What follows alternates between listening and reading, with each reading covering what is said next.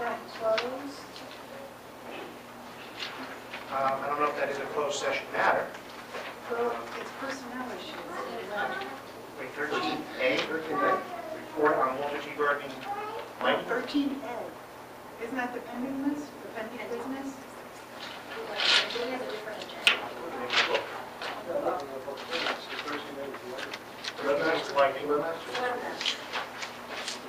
Oh, possibly 14A? No? Oh, it's a different agenda. I'm sorry. You're Oh, looking 12, I'm 12A? sorry. I was going by the one, For webmaster? yes. That's fine. We can, action will probably be taken after executive. So we'll move item 12A to executive because it is a matter of negotiation. Okay, and 14 is, okay, this, It'll be I'm 12A. sorry, this is wrong. Yeah. Well, I got that one. The one in the book. Which one's correct, ma'am? The one that says ABCDE or the Y. Are we using, It's still item 13A. Pending business. Okay. which one, Jay? Councilman, we'll move that to executive.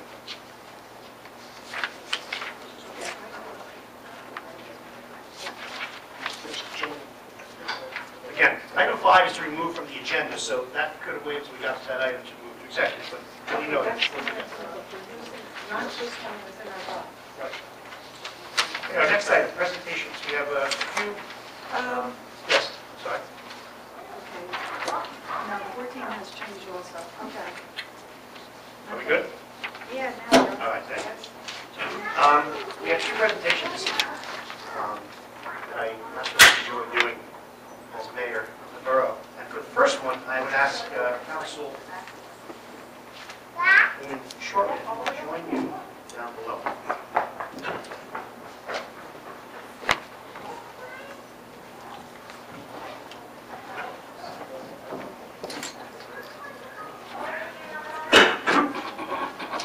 Actually, we'll stand up front. Again, this evening, it gives the council, myself, great pleasure to present the following plaque to recognize this gentleman's service. Before I do read the plaque into the record, I will first ask Mr. Bruce Conklin to please come on up. Thanks for being here this evening.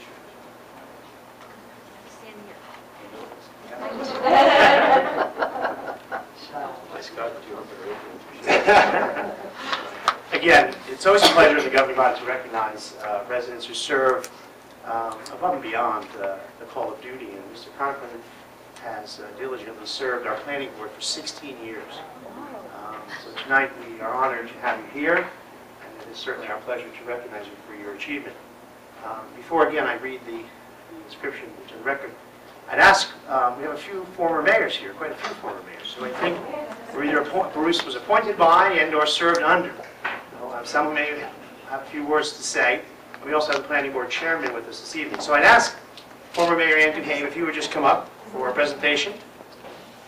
Mayor Elmer Schleger and former Mayor.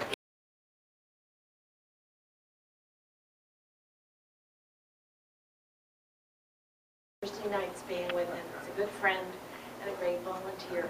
Thank you. And I was happy when he brought chocolate. His last night was his most vocal when he announced that the Marine Corps was having an anniversary that night. That was when he stood up and announced that to the board. So. Okay, Carolyn was part of that group. May I say a word from the audience? I had the pleasure of sitting on the other side. He was surrounded. He made that, that's what made those meetings fun, if you can consider them fun. And Bruce, I haven't had a decent piece of candy since. That's not a joke. That's true. Well, I just want to say, Bruce, it took you to bring Republicans and Democrats together in this town, because if it weren't for a Democrat having nominated you, a Republican having reappointed you, this Democrat wouldn't have had the opportunity to have reappointed you a couple of times, along with Mayor Steenstra. I always thought, in my own way, and Mayor Dunley, I always thought of the Bloomingdale Planning Board is about as closest to a Supreme Court as Bloomingdale has, because our planning board serves a couple of roles. It's a policy-making body, but it's also what's called a quasi-judicial body. And so it actually, we have citizens among us who are entrusted with the obligation to sit as in the role of judges.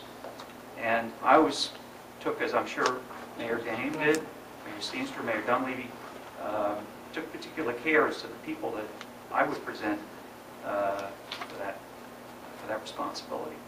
And the three things I always looked for were people who were honest, people who were fair and impartial, and people who were serious-minded and who were thoughtful, and who would fulfill the duties of the office of commissioner.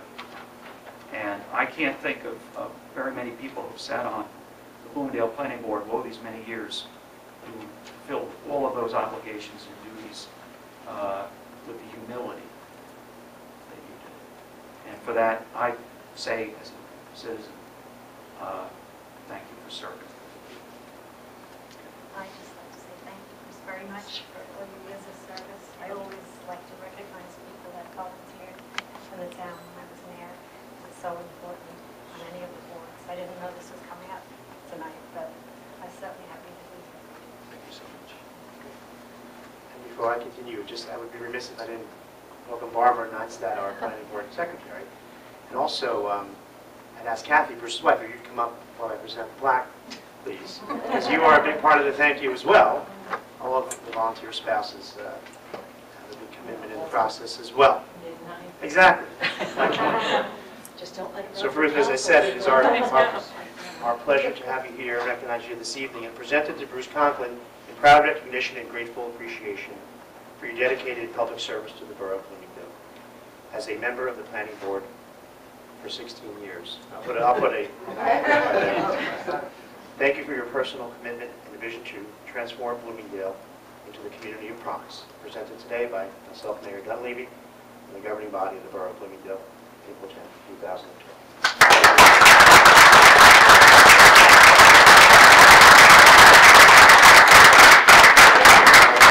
In keeping with that theme that I'm a man of few words,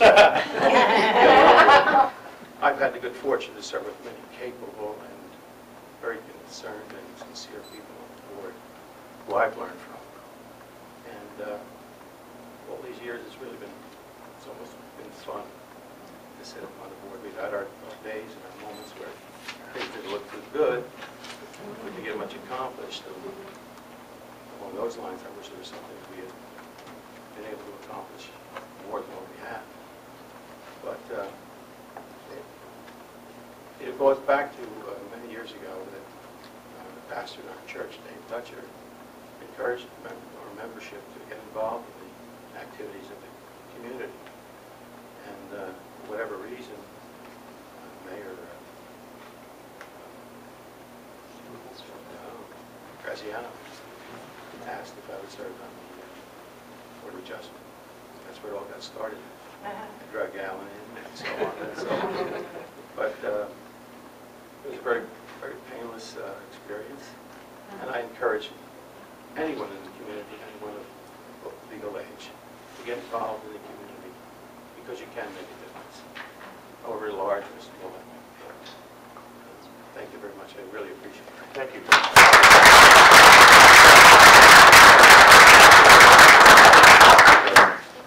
Mayor, you wanted to take that picture? Or Yeah, we want to get a picture with the mayors, and I have the voice of ABC radio here to take that picture. I'm sorry, no questions, please, no questions. Just remember, no comment. No comment. We're all going to... I never read that cameras out there. Thank you, Mike. Yeah, very nice.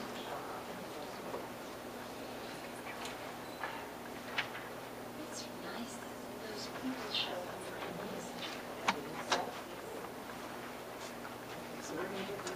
Okay. Again, thank you. Thank you.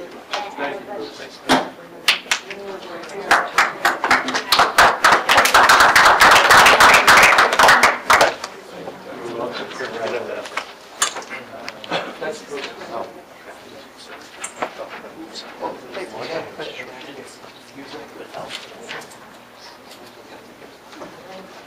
Listen, I just had my picture taken.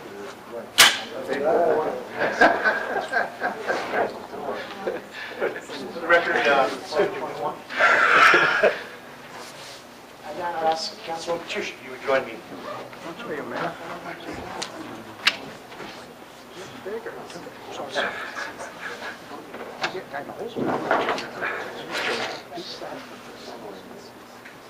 As I stated at the beginning of the meeting, evenings like this are quite special when we have the opportunity to recognize volunteers. And our next recognition goes to former Mayor Andrew Hayne. And I'd ask you if you would come up at this time. Okay. As Mayor Duhame stated in her comments, speaking of Bruce, it's one thing as I started getting involved that I remember strongly about you is how Mayor Duhame always did go out of her way to recognize volunteers. So it's just fitting and appropriate that we are here this evening recognizing you for all you've done for the borough of Bloomingdale. A lot of our traditions today are a result of Mayor Duhame. I remember when I first moved here in 1990, starting to have a young family, Pride Day was one of the things that you started. And I think it stopped when you stopped, and then it was something that I enjoyed so much with my family that we rekindled. But a lot of these traditions, beautification and cleanup days and things, were a lot of what Ann began in our borough. So when the Passaic County came to Bloomingdale to celebrate National Women's History Month, they asked the governing body, could we recommend someone?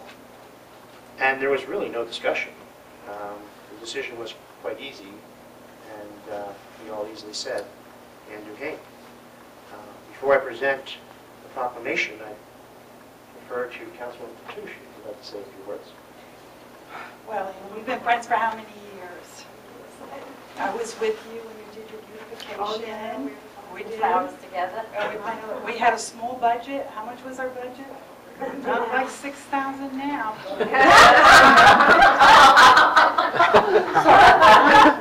We only had a couple hundred. We had to take care of the town. This is about Ann.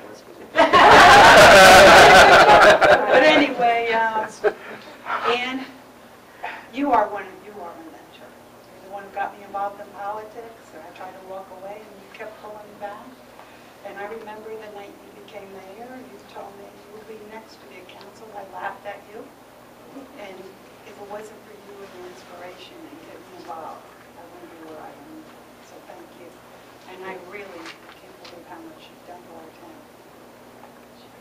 And also, again, we have former mayors here. I know Mayor Olschlager served in very much a lot of capacities when Ann was mayor and became successor of Ann. If you have any words you'd like to come on up and... How about you? Oh, yeah, and actually... No,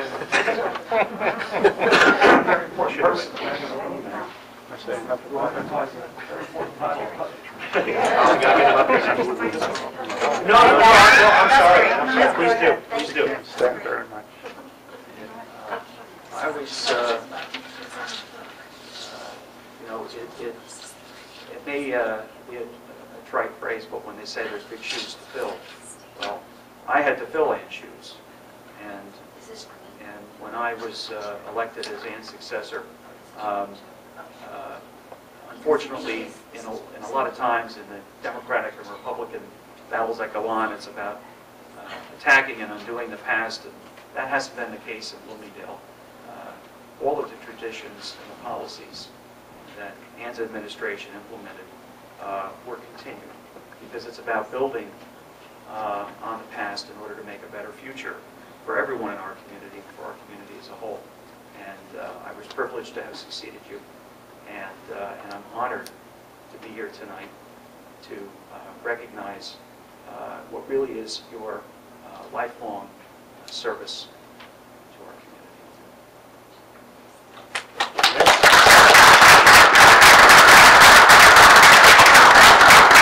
Before I read into the record our proclamation, I would like to introduce Ann's husband, Richard Duhame. How are you? And I welcome any of the family members who'd like to be here to choose.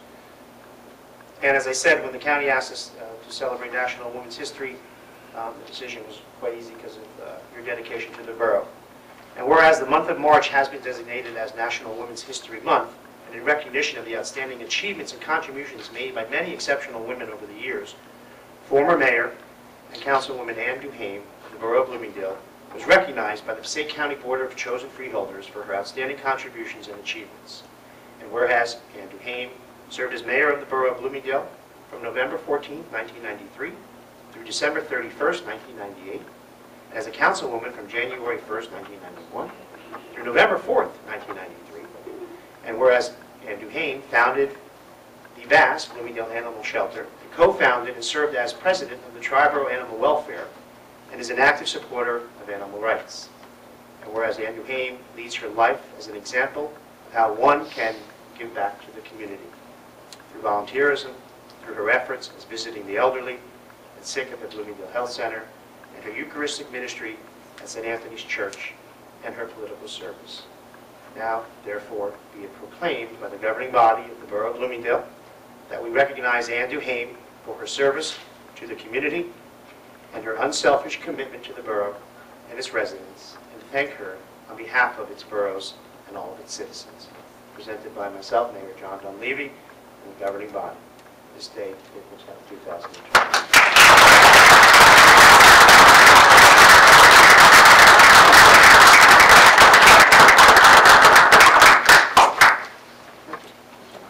If you wish to, yes. Well, this, I believe, is all connected with Women's History Month, so it's quite an honor to be considered part of history, even if it's just in Bloomingdale. But I used to think at one time I could change the world, and then I realized, really, can't change the whole world, but one step at a time. In our community, we can change the world. And that's what I always tried to do. And I had some women in my life. My daughter Debbie reminded me of my grandmother, who was really a very powerful and courageous woman back in the 1880s. I didn't know her back then, but as she was an older woman, I knew her and respected her. She was the headmistress of a girls' school in London, and then she went on after that to have a family. And then my own mother, she was wonderful too. She was also a teacher of special needs children, and raised a family, and also helped my father, who was a vicar, a minister in the Church of England back then. And so she was also a role model for me. And she, I believe, I got my love of animals from. And my father, I believe, I got my love of people. So, and all of you up here that serve, I just respect everybody. I'm just like everybody else. I just wanted to help my community, like you people do. God bless you all for it. Okay. Thank you again.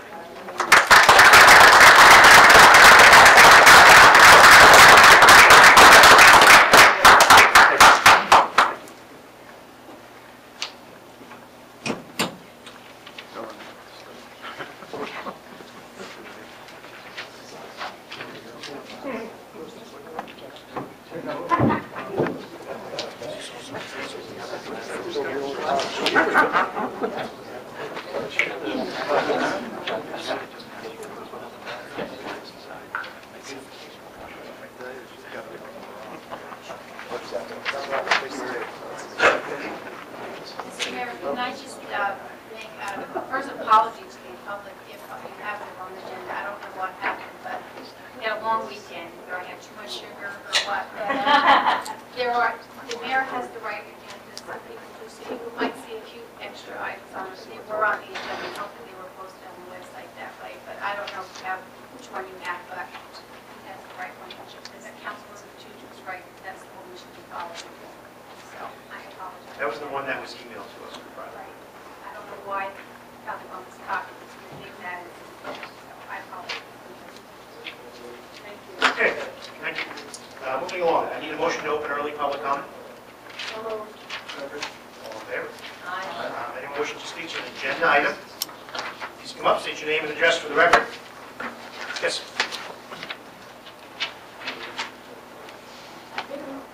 Hello. Carolyn Ross, ladies of the Wood Palace. And happy holidays, everybody. We're talking about, I see on the agenda, the cell phones issue is bad. surprised at the last meeting that that item was treated in such a partisan way, because it really, I don't care what side you're on, this is not a team issue. This is something that may or may not be good for the town. And the reason that I'm saying it was treated in a partisan way is because something happened, and it was very improper at that meeting. I'm sorry, I have a little cough tonight. Mr. Schiffman, who I think is trying very hard to be nonpartisan, perhaps one of the few on this dais, tried to abstain from the vote while the motion had been seconded and was in roll call. He chose to abstain, and people on this council stopped him from abstaining and told him, "What are you doing? You can't do this. You've got to vote." And finally he said, "Oh, okay," and he placed a vote. And that really was partisan. That is not the way I see things that should be happening here. And even as we are talking right now, our state legislature is questioning the use, tonight, they're questioning the use of cell phones at municipal meetings. And this is being discussed.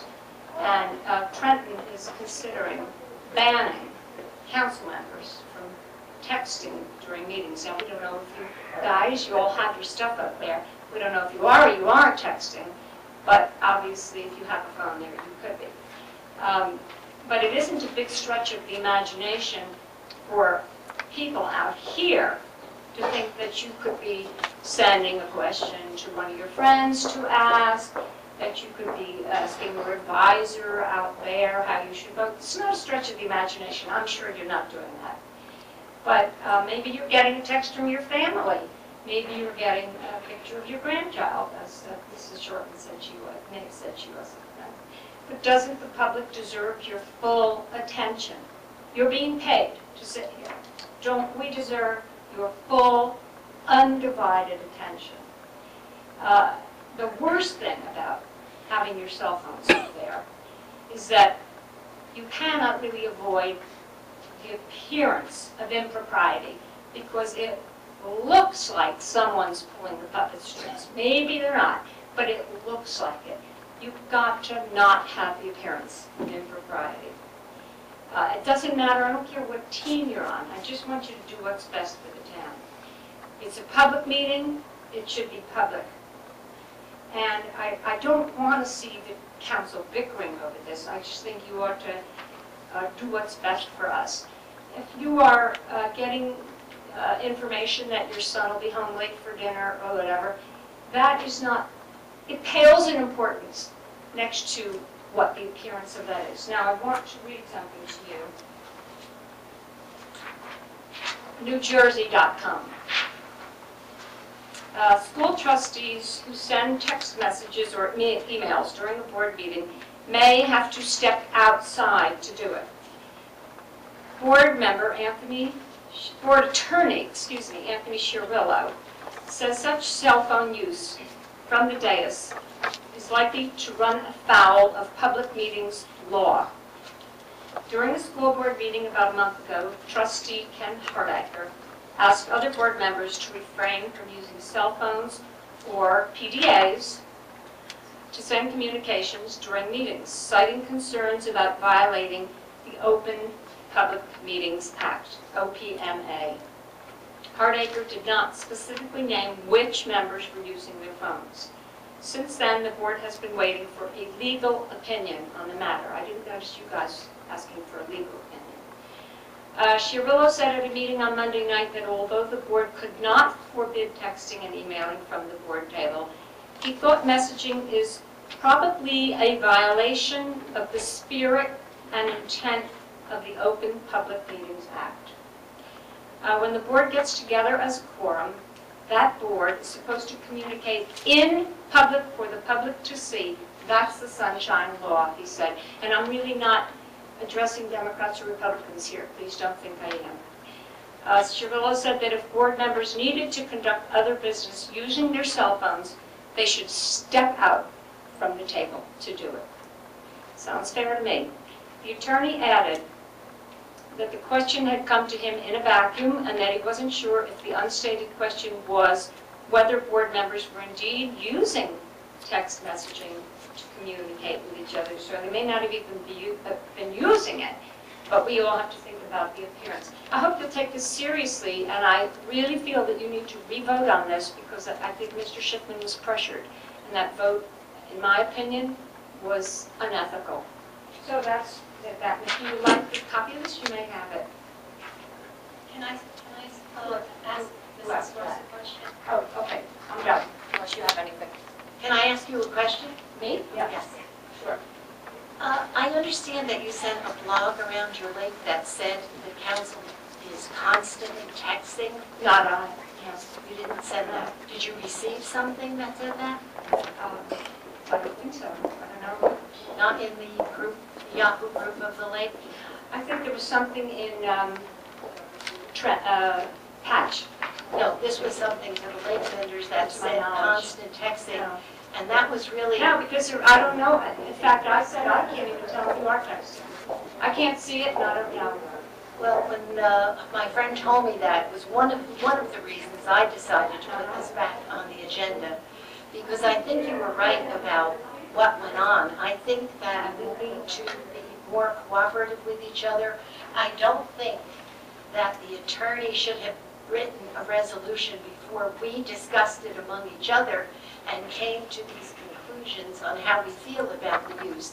Because the resolution, I think, was about all mobile devices and how you handle them and what should you do with them. I definitely don't disagree with you. I do agree that we should not be texting at meetings. However, when you have someone in your family who's home ill, and when your phone buzzes and you might see it's from them, I do agree that you can excuse yourself and go take the call. I'm not in favor of banning having a cell phone in my purse because I'm at a public meeting.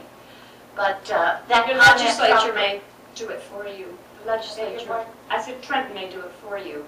I understand that. I think what should have happened, instead of the attorney writing a resolution and coming to a meeting and seeing it on the agenda, I think we should have all spoken about it, because I think we really could have come to an agreement about something like texting or how cell phones should be used at the meeting. But I think you should check into the Glenwell Lake blog, which I was told came from you, that we are constantly texting. No, I'm not. I have never seen a member text anything at No, all. I wouldn't And say that we because will I don't visit, know we that. will discuss it again when it's on the agenda. Let me correct you, Ms. Shortman. I know nothing of who even has a phone up there, so I would not say that. But there are other people who do write to one another, and that's their business, and not yours. That's not a meeting, that's not This was on public. the lake blog. Sure. I said that's their business. I don't know what they So say. people can write on this blog also and send it out to No. lake members? That blog or that exists is for that community. Right. Just like your family, you have your emails, you write to each other, I don't come on there and say. They can say whatever they want, and frankly, it's none of your business. But Well, it is What when is- it says something about something we might be doing. not really. Oh, I think it really is. Not really. Don't you get on your email and say things about other people and what they're doing? I don't send it to the entire lake community. I think You that's can. public. You can. I'm not going to argue that point. I'm here to just put this information out in front of you, and you're going to do what you want. But the appearance is what I'm addressing. The appearance and the potential of running afoul of the law. That's what I'm addressing. And again, I don't think it's a partisan issue. If you want to make it one, go ahead. But I don't think it is. Thank you. Anyone else wishing to speak to the agenda item? Seeing no one, motion to close early. So moved. All in favor? Aye. There's no need for item 8, there's no early executive session, I'm aware. Reports from the governing body. Does council have any reports at this time? I do. Yes? I'd just like to report as from the Public Events Committee that Gail Mowbray ran a wonderful affair Saturday at Walter T. Bergen. The weather was gorgeous, very well attended. It appeared that everybody had a lot of fun with the DJ, the Easter egg hunt, and the hat contest. I thought that, you know, it was really a great event for the town and for the young people who attended. I'd also like to report from the ordinance committee. We had a very brief meeting. One of the things we were told was to review Chapter 2 on Borough Administrator. I haven't gotten any, I've asked everybody to review it and get back to me with comments. I haven't gotten any comments back on things that need to be revised or changed, except from my own point of view. I'd like to see maybe a component of education put in there. Other than that, I think it should stand and be implemented. I think that's all I have on meetings, other than on the 21st, the Friends of the Library will be running a craft fair and a garage sale at the fire hall. Anybody interested can pick up applications at the library. That's all for the report I have. Thank you. Mr. Mayor, just a quick report from the Budget Committee, Budget Review Committee. We went through all the reviews. We met with most of the departments, with the exception of some of the smaller ones. And the process of setting the budget, we have to do an introduction of the budget, which the information was just passed to our professional staff, our finance group, and the budget should be introduced by our next meeting. Just want to give a quick update on that. Okay. Anyone else? Just a few items I have. The borough was notified that we received a $200,000 grant for the resurfacing of Rafkin Road. So this will be a phased-in project. The Rafkin Road estimates for full replacement of road and curbing was over $1.1 million. So this will start us along the way. The $200,000 DOT grant. We also received a memo dated March 22nd from the state that due to bipartisan pension and health benefit reform, specific to the taxpayers of Bloomingdale, for this calendar year, we should realize a savings of approximately $153,829 in our current fiscal year as a result of changes in the pension and reform system. So it should help our situation in those. Also remind the governing body that this Saturday is Little League opening day with a parade departing from DeLazier at 9:30, arriving at Anderson Field at 10 a.m. Everyone is obviously more than welcome to be there if you can. If you don't want a parade, you can be in Anderson at 10 a.m. for a great event for the town. That's all I have. Oh, one more item. I'd like to, I didn't prepare this in advance, so can you tell me if I can do this? The governing body had a discussion, which I don't feel is the need for any executive closed session matters anymore, regarding Avalon Bay, with a concept that was presented to us on classifying it as a redevelopment zone and trying to implement a different sort of tax structure, a pilot program. And I think it went favorable amongst the governing body, and I spoke to our engineer and our borough attorney, our assistant borough attorney, who's dealing on Avalon Bay, about the concept. And they would like formal action from the governing body, a formal resolution to authorize the planning board to begin a preliminary study if this can be done. Because if it can be done, this is time's of the essence, it needs to be done by September, October, before they get too far along in their development. So, in other words, before the planning board to begin any sort of preliminary study, it has to come from the planning board. They would have to adopt a redevelopment zone for us to then adopt as well. It needs a direction from the governing body. Is this from Joe? Did Joe advise us that we need the resolution to send it to the Planning board to do a preliminary study on redevelopment zone and be And this has to do with the tax structure that Right. we In order spoke to about? in order to obtain the tax structure we spoke about, it has to be a redevelopment zone.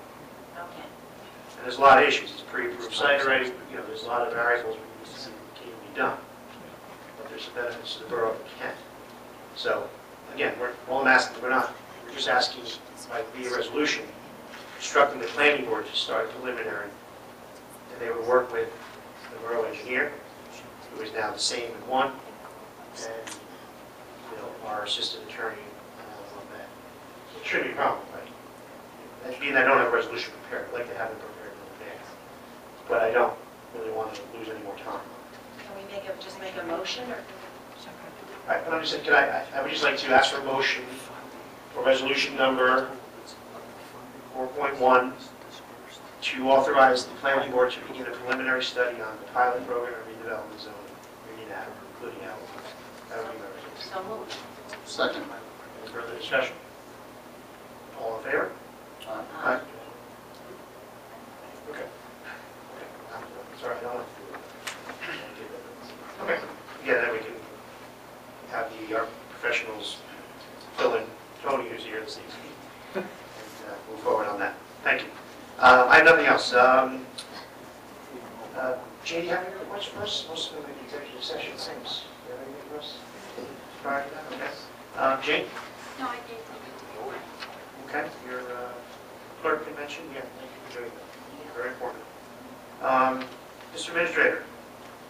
Nothing this time. I'm just trying to get caught up on the recap. Yes. Thank all the council members for their support. I just have a question for the borough administrator. At the last meeting, we asked you to go out for looking for a CFO. I have those prepared. I just have to ask one question.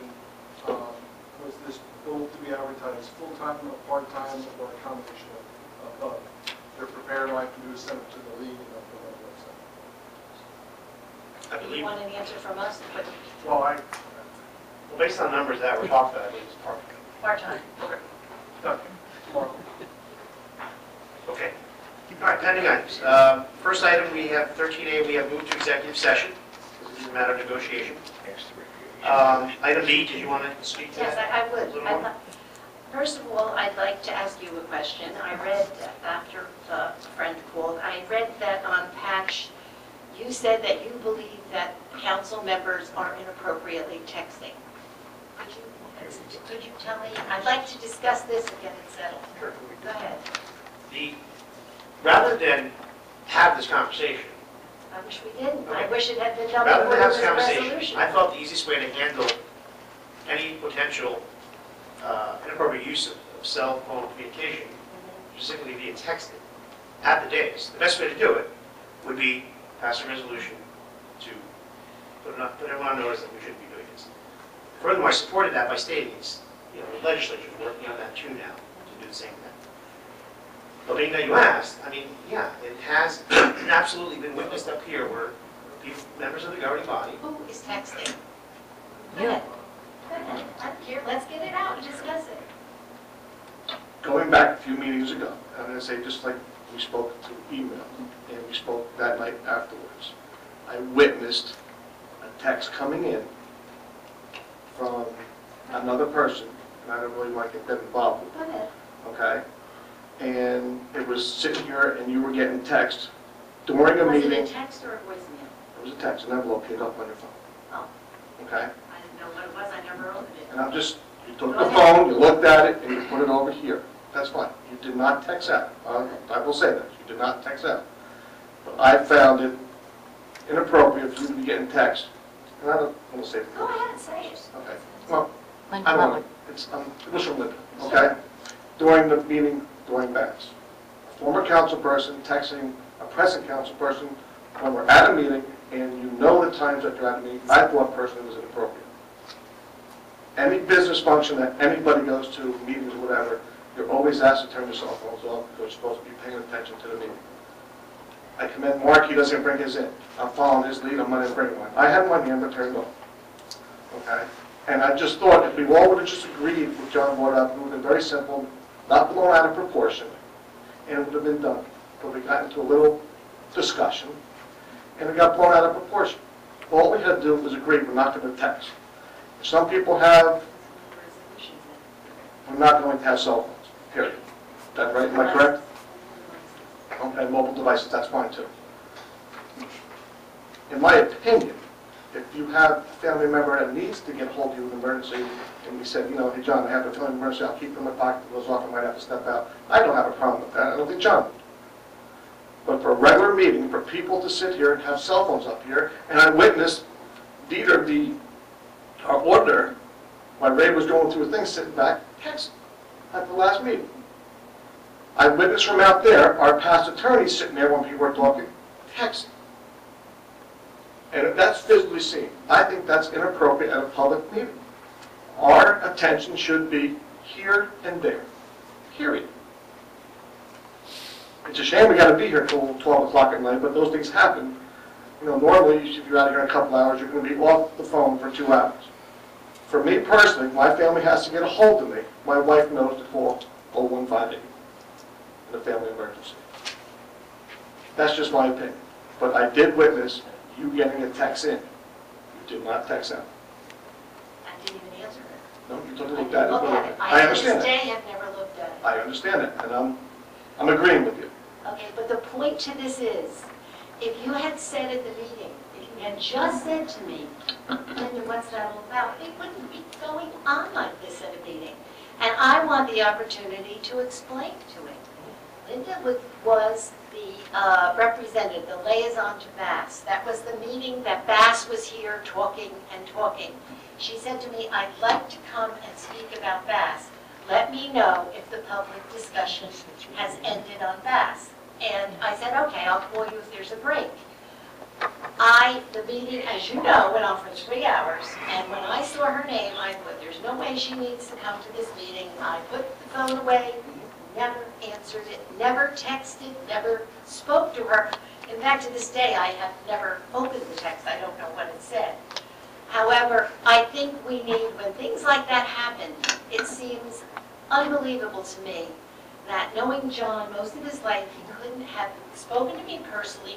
You couldn't have said to me, because I'm sure he told you, because then you had the attorney make a resolution about texting.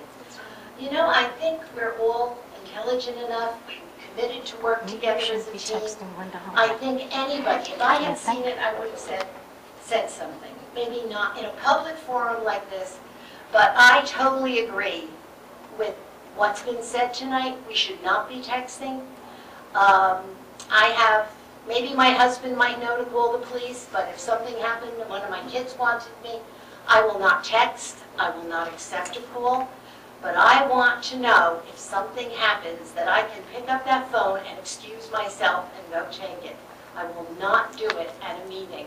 And I wish that we had talked about it previously and it didn't get this far, because I'm sure Ray, who constantly expounds technology, enjoys his iPad here. He'd like us all to have one. But that resolution that hit us at a meeting without any discussion, he wouldn't have been able to even bring his iPad to a meeting. So I think if we all sit here and say to each other, we will not text or use our cell phones, I think we're all adults enough and honest enough to follow that rule. I mean, I've sat here long enough for people to know I don't have to text anybody to find out how to vote. I will listen to my fellow councilmen's discussions, and I will make up my own mind, whether people agree or not. But this has gone way too far out of proportion. And I'm sorry that it wasn't discussed in a more friendly atmosphere. Believe me, it could have been settled very easily. That's all I have to say on it. Item C, status of goal setters. I'm sorry. Just for the record, the way this was brought across, and people out there said the same thing, council members are texting. That's what was said, all right? One thing I don't like is being accused of something I didn't do. Didn't give out names, but when you say council members are texting, that means all the council members are texting, okay? And that's what got everybody aggravated about. First of all, I can barely read or write, so I don't text. Okay? My phone is not here. My phone is never in the store. My phone is on the seat of my truck right now, charging for tomorrow morning. Anybody that ever tries to call me always notice I never pick up my phone. But being accused of doing something that we didn't do is wrong. She just admitted she did. Anyone else? Item C, goal setting. I'm going to carry this on the agenda, talk about current items. Anyone have anything this evening? I have a few things. Did you want to start at one end and different? Anyone else want? Okay.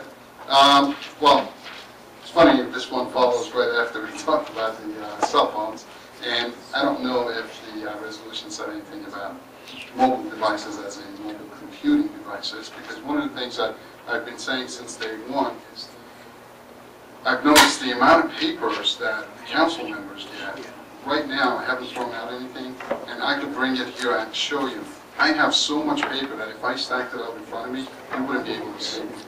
And that's just from 4 meetings. And if we were supposed to go out and get somebody to do the work for us, but it required our attention and working with them, which we just don't have the luxury of these days because we're short people. But the man that came in and met with us, he told us that he doesn't have to go through the whole thing to tell us that we could save somewhere between $5,000 to $10,000 a year if we were to stop the process of making copies. Okay, there's seven of us up here. We get copied on everything that we're going to be discussing or everything that comes to the body. And then we get copied once more in these books. So it's 14 copies of the same documents, and based on my quick estimation, it's anywhere from $700 to $1,000 a year per council member, so as much as $7,000 a year that we can save by just simply asking our staff, rather than making copies and putting it in our boxes, rather than giving us these books, to switch to something like an iPad, like a laptop, that we will receive all the documentation that we need to read it at our leisure at home through these emails, and then sit up here at the dais and be able to follow it as well. And wouldn't it be nice if, for the public to be able to also follow along what it is that we're looking at on something like a smart board, right? So when we are doing presentations, we can just point to it without having to set up a whole bunch of gadgets. Yeah. So those are things that I wish that we can move towards, and I believe there's some real savings in moving that way. This year alone, if we agreed that, in fact, if immediately we put a stop to this, I believe we could reduce our budget by $3,000. But every single one of us would have to sign up for it. There would be a cost to implement it, correct? Well, it all depends on how we go about doing it. If it's the pleasure of the governing body to go ahead and purchase, say, something like an iPad for every single one of us, yes, there'd be a cost for it. However, if you have a laptop or an iPad at home already, like I do, I don't need one, so that's a savings right there.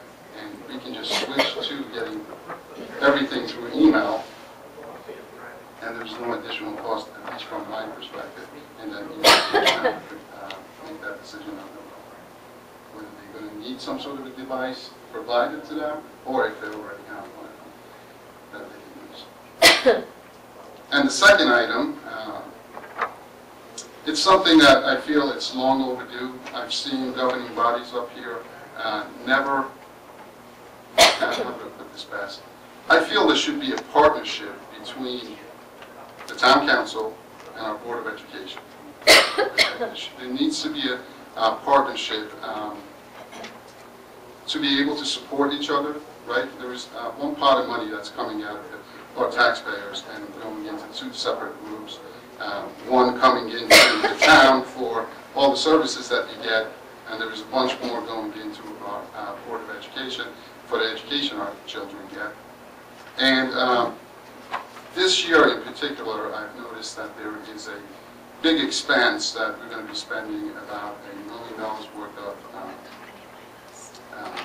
improvements, capital improvements at 2 of our schools. And as everyone knows, there's 3 schools in town, 2 of them elementary schools. And for years, everyone's been talking about consolidating the 2 schools into one, but it's never actually gone forward and taken place.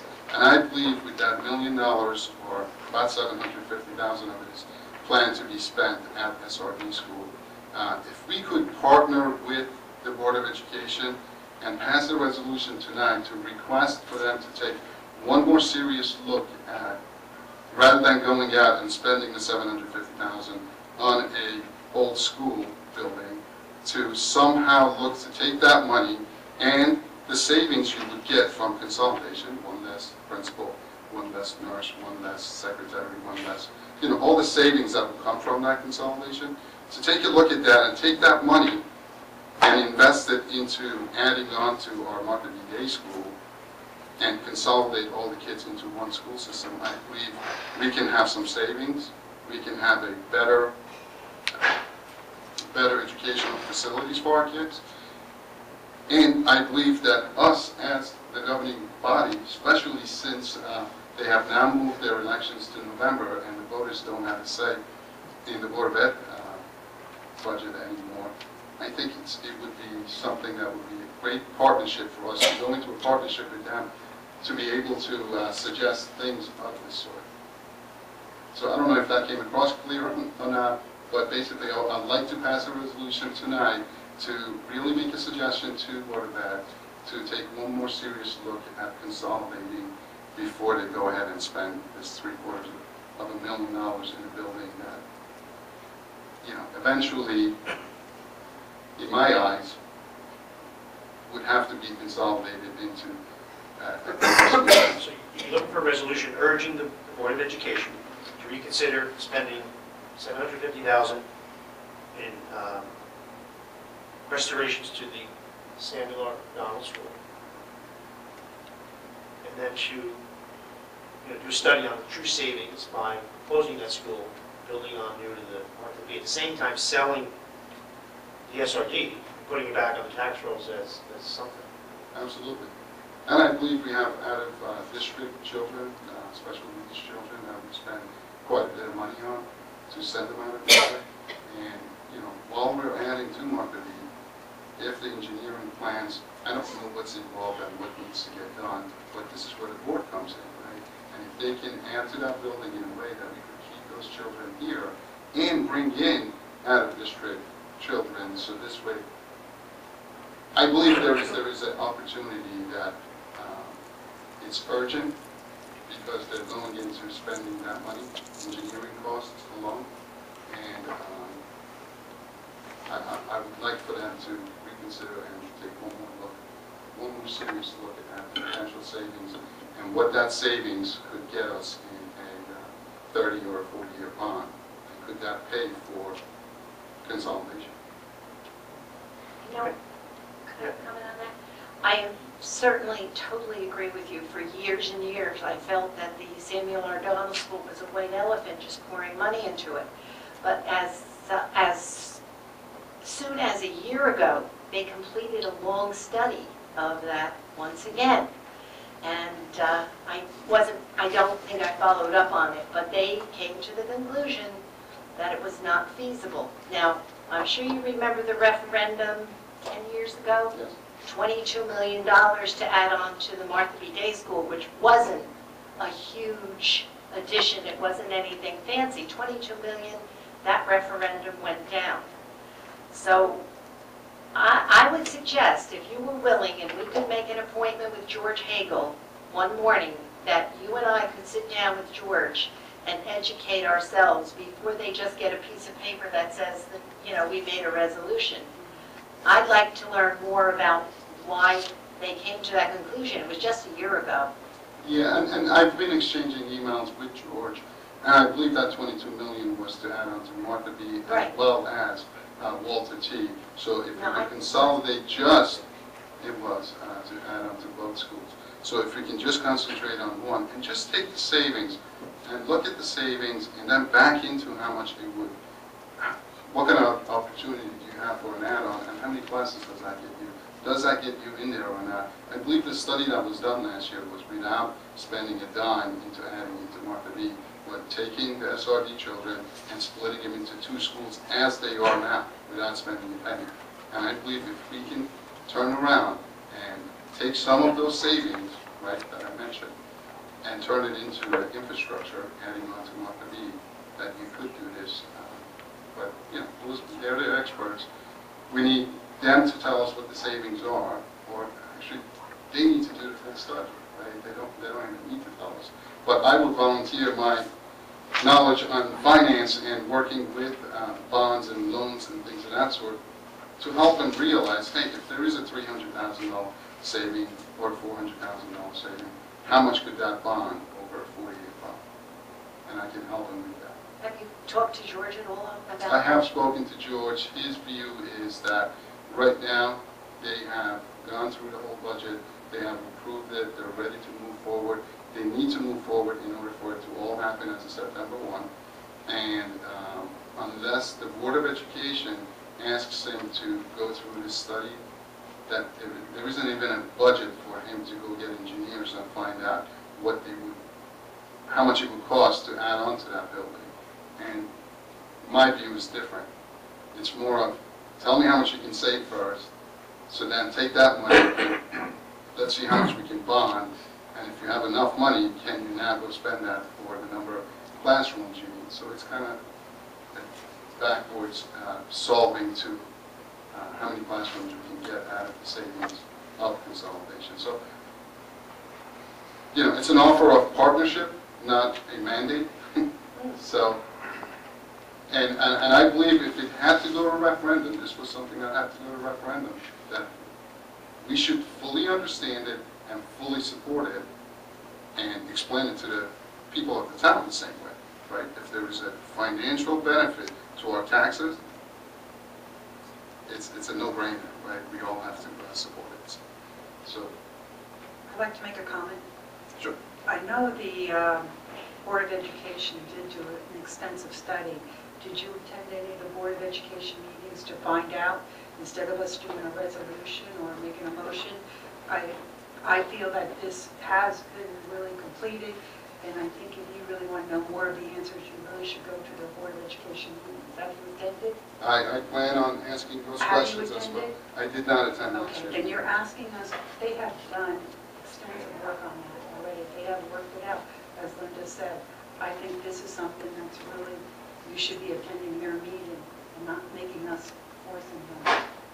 I think we should let them do it. I think we should go into the meeting and hear what they have to say to everybody. Well, I agree with you. However, it's a pressing matter. They're going to be spending the money. And Well, I think my it should question be- is, does the governing body, on behalf of the residents of Bloomingdale, want to pass a resolution to partner with Board of Education? I feel the Board of Education would work with us, and I don't think they would be wasting money if they didn't think it was, I didn't say wasting money. well, They're just I think looking it's up at, to the Board of Education. We have people on there, and if you have questions like this, you should go to the board. and I will. But I want it to be more than just Ray Yancey, the resident. It would be the governing body of Bloomingdale on behalf of the residents. Right, I don't think Ray clearly stated, it's not a mandate. We're not demanding anything is done. It would be prior to a meeting such as you state, or a meeting you state that Ray should be sitting with George. No, I would go. Or we both I'd agree. like to understand it I think myself. I the agree. Board of Ed should know the position of the governing body. And all Ray is suggesting is offering via resolution a partnership to work together to explore these ideas rather than investing in this old, elementary school. Let's explore all the ideas. And I don't think there's any harm in doing that. So when you do have such a meeting, the Board of Ed knows the position of the governing body. It's not a mandate saying you must do this. It's let's work together. We're one, like Ray said, he started his statement by saying it's one pot of money. We need to work together. We can help each other in that pot of money. So I believe, that's, you're just looking to create a partnership, put it on record that that's our position is we think it's something we should work together to an end. And hey, the study's been done. It's been completed. Our resolution is, I don't know what's been completed, because the few Board of Ed members I spoke about are very receptive to the idea and didn't say, oh, forget it, we did a study. So I'm not sure what that's all about. And I believe that study did not include adding on to what we did at the time. Right, through this resolution, what are you expecting? Of them to go to a board meeting or to sit down with a meeting with the... I think a resolution that the entire governing body is behind this, and we'd like them to consider taking one more look at this, because the response I got from George was that they got to move on this. They got engineering plans. Engineering is actually taking place right now to then go ahead to do the expenditure, which, you know, includes the parking lot getting done, the roof getting done. There were some underground pipes getting done. $750,000 being spent there, $0 to education. I think it's worth one more look. So- I agree with you. I'm just trying to figure out the approach. Just a resolution that they get in the mail, or should we show up at a meeting, or should we ask for a... No, it's a resolution that Ray and yourself, if you begin these discussions, Ray, being on the finance chair, I think would be initiating with you. We just have, present this resolution. Look, just so you know, the governing body supports the idea of this partnership. So he shouldn't go out on his own if he doesn't have the support of the governing body.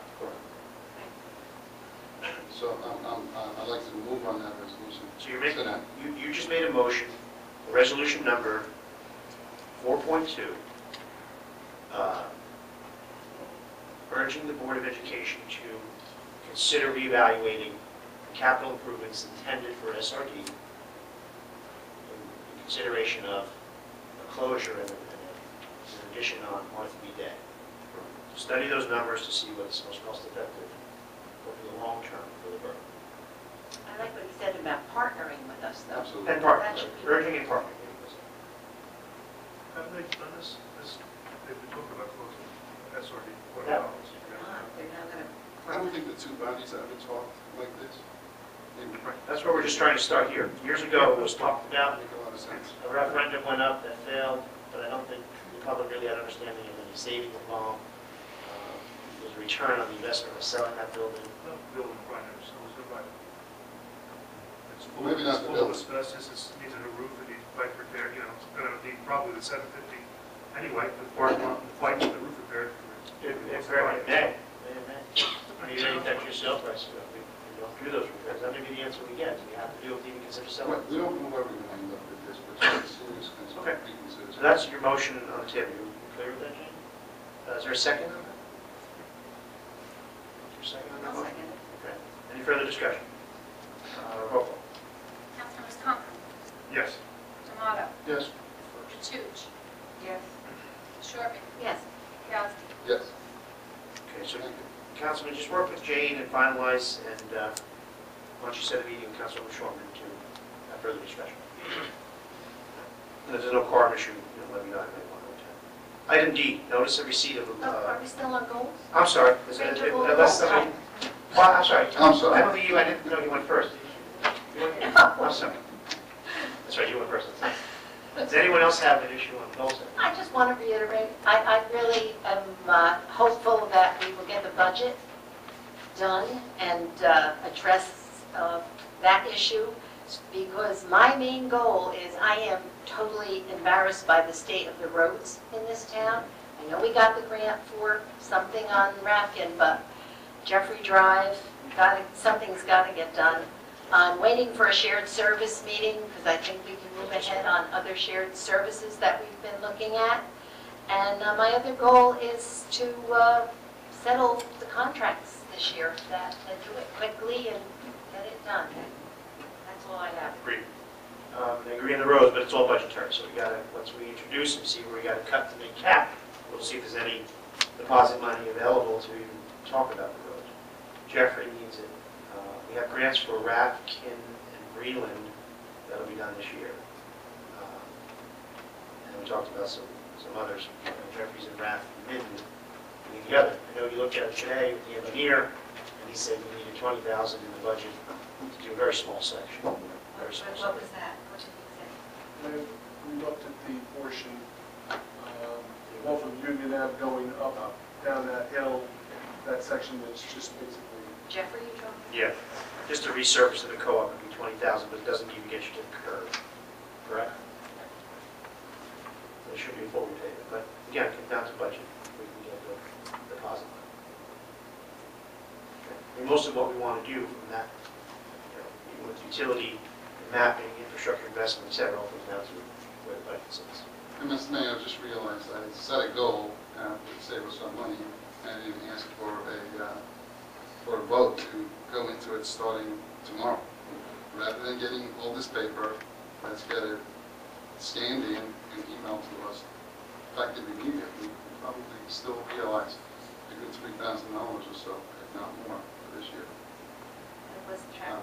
Stop all the paper printing, all the paper printing out. I mean, I personally, I'm fine with that because I don't print anything. Well, I thought that you were talking about that in January, and you were going to tell us the costs and do some research on it. I don't think it'd be appropriate to have a motion now. I think this is a work session. You know, get us the information and the costs. Right, there's two things here, and I don't dismiss what you say as far as it's a work session. We could discuss it, put that on the next regular meeting, the vote to move forward. There's two issues here. The issue of that third party coming in doing analysis on what can be saved by going paperless entirely, a tablet, however the council wants to do it. What Ray's suggesting now is immediate authorization, and again, it needs a work session. We can discuss it if you choose, and then put it on next agenda. Is to immediately see this, how I do it. Everything's scanned and emailed to us, and then copied in our box. Okay. I go through all my emails, and I forward to Jane. Jane, print this one for me. Put this in my box. So I'm not printing at home, all right? And it's not very much that I do that. It's what I see is important. A lot of what we get is not, it's not that important. A lot of the paper we print are things that have nothing to do with the borough, anything we need to take part in. And anything you like that you don't need printed, you just create folders in your email. I must have 40, I have my TED folder, my open space folder, my rec folder, my legal folder. You had that before Fuse-mail changed. You have to go into... Now I can't even Right. get Fuse-mail like today, all day. I didn't get it That's until late. a different discussion. Hey, there's a way to get around that. I can definitely explain that to you once before. I'll tell you later. We'll go over it again. But my point is, it's always there. I don't need, when I get something from the DOT, like perfect example is, this is what we got about being told we're getting $200,000 from the state. 25 pages, okay? The only reason I have a hard copy is because Jane, because it's a procedure we've been doing, is print it, puts it in our box. I got this in an email. I create a DOT file and put it there. If I want it, I tell Jane to print one page of it, so I can talk about it tonight, for example. That's what Ray is looking to do. Cease the volumes of paper, because we can see it immediate. You're anticipating conservatively 3,000 to 5,000 for the balance of this year, without going to the next step of entirely paperless, everything's, on a motherboard, PowerPoint. That's the next step. So he's looking for an authorization, and everyone has to be, email savvy. We can't, and I don't mean to be disrespectful in any way, but we can't have a council person today's day and age say, I don't do email, so I need paper. We can save money. I think that's what you're coming down to. Because it is a ridiculous amount of paper. Even your, the Bibles. How many copies of the directory did we get before the borough directory was finalized? Well, that's an email. Draft form, save it, view it. Once the final one's out, if you want it, print one, not 70 to get to the point of the final document. So think about it. I'm not going to force issue tonight, but we'll carry it to the next agenda. Motion to eliminate paper, so immediately work via email and limit paper, not limit paper use going forward, because it can be safe. I think we should get a cost on the tablets too, if we're going to go in that direction, so we kind of have an idea what numbers we're talking about next meeting. For budgetary item. But I don't think the first step is going that route. It's just understanding what you need and what you need to print. But Can we split up somewhat? Because, during the weeks, there were 2 weeks between the meetings, you get stuff about that one. Right. And then when the book comes, it's relatively small. Can't we stay with the book? We could. And, and not have, because personally, the tablet for me doesn't do any good. Most of my day is spent on the lap, so I'm not even at the desk where I can get my emails or look at emails, so. And come on, check with two, maybe, if we cut down to 2 copies instead of absolutely 20 copies, what that you, would still be the same. What you state is exactly my point. What's in the book is only what pertains to the agenda. Everything else you got from the last meeting to today, that's not in this book, was not pertinent to anything we're doing. So why print it? That's my point. You get an email, you know, unless a specific councilperson wants it, there's no reason for Jane to be copying all of us. Well, Terry. And by the way, Mark, I think you said it, and Glenn has said it in the past. I don't spend any of my work hours during the day doing this, but the beauty of this, you can at the end of the night sit back, kick back on your couch, and go through the pages just like you go through the pages you want today. So No one disagrees the volume of paper is absurd when we have email and computers. and we discussed it. Even if we had to spend $500 per council member, it would still be a savings to the town. Now, today, with all the problems we have with our budget, maybe not a good year for that, but it's something to consider. Okay, anyone else on goal setting this time?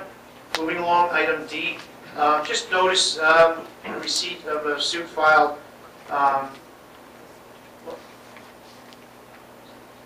Right, we just need action tonight. What happened was, there was a decision by the planning board on granting a variance, and a neighbor appealed that process, and I believe, whether it was because it was planning board or heard by the zoning board, it doesn't come to us, it goes to the county.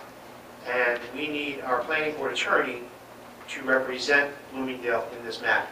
So we need authorization tonight to authorize. We're not going to use, Fred and Fred's firm, and Fred's aware of this, and he agrees wholeheartedly that Tony needs to be the one representing us on this matter because he heard the application. So I need a motion to authorize Anthony Sartori, planning board attorney, to represent the borough in that matter. Need that motion. So moved. Second. Any further discussion? Roll call, please. Councilmembers Tomato, Yes. Toots, Yes. Shorten, Yes. Yasti, Yes. Cox. Yes. Okay, thank you. Item E, discussion in regard to Blue Acres projects and Rose Fund. At our last meeting, Mr. Semro mentioned that we may want to consider amending our Rose Fund ordinance, which he felt we could do without having to go to referendum, to include Blue Acres issues, which was utilizing Rose Fund money to either acquire or repair flood properties or parcels. You were all copied on a memo. Now, I'm not going to ask for action tonight on this in any way. On April 5th, we were all sent a memo from Fred's office outlining the background of Blue Acres, the background of our own fund, new legislation recently adopted regarding Blue Acres, and his conclusion. So I'd ask you to please become very familiar with this, and we'll determine if we want to be an agenda item at a regular meeting to amend. I support we do. So Jane will hold that, and you should all have this because we just said we print a lot of papers, so I know you have this. All right, so that will carry over.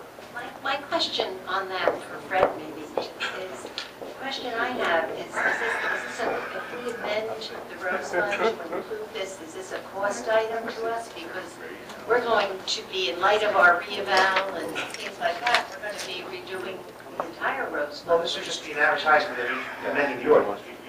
You'd advertise the change. At one meeting, we would introduce the amendment, and the second final reading, we'd adopt the new ordinance. So the cost would be advertising. And what would that be? Jane? Advertising for an ordinance. $100? And, The other issue is another issue. It's more like a right, reference. well, it's all tied to the Rose Fund. Well, but not the same issue. No, but it could all be revised together. I hate to do this, and I promise it'll be 4 minutes. I need to take a 4-minute recess. Okay, we'll resume. I promise. Cell phone.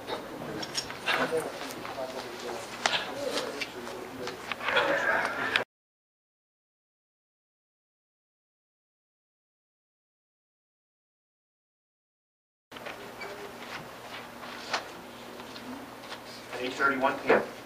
New business. We have an update. Bids were received, and we have a resolution tonight to award the Walter G. Bergen lighting project. We received a little bit of from Zenith Construction Services in the amount of $389,250.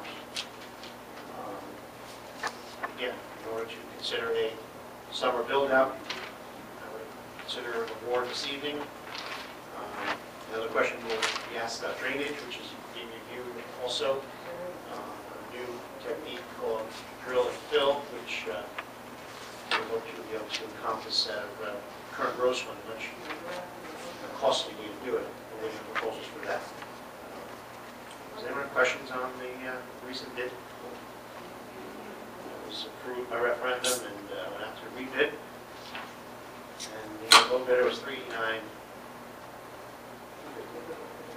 I feel that a work session would be appropriate to vote on this until we've had time to review it. And on every time we've talked about this, I think we're putting the cart before the horse, because I'd like to see a proposal for drainage before this, and I'd like to know what the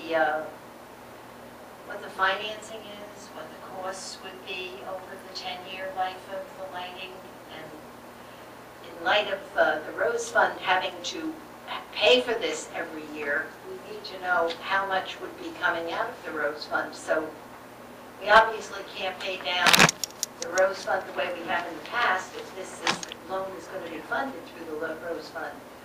So we do have those questions, and I'd like to know more about the drainage, and I'd like to do them. I felt this way a year ago. I still feel this way.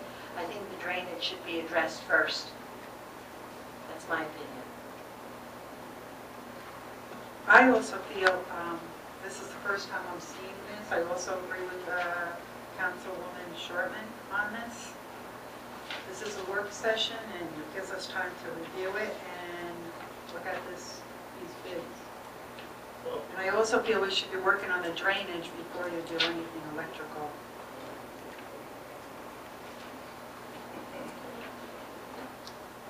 The referendum last November was passed by the public. That's right. And you voted to do this, Go to bid. to go to bid. You went to bid.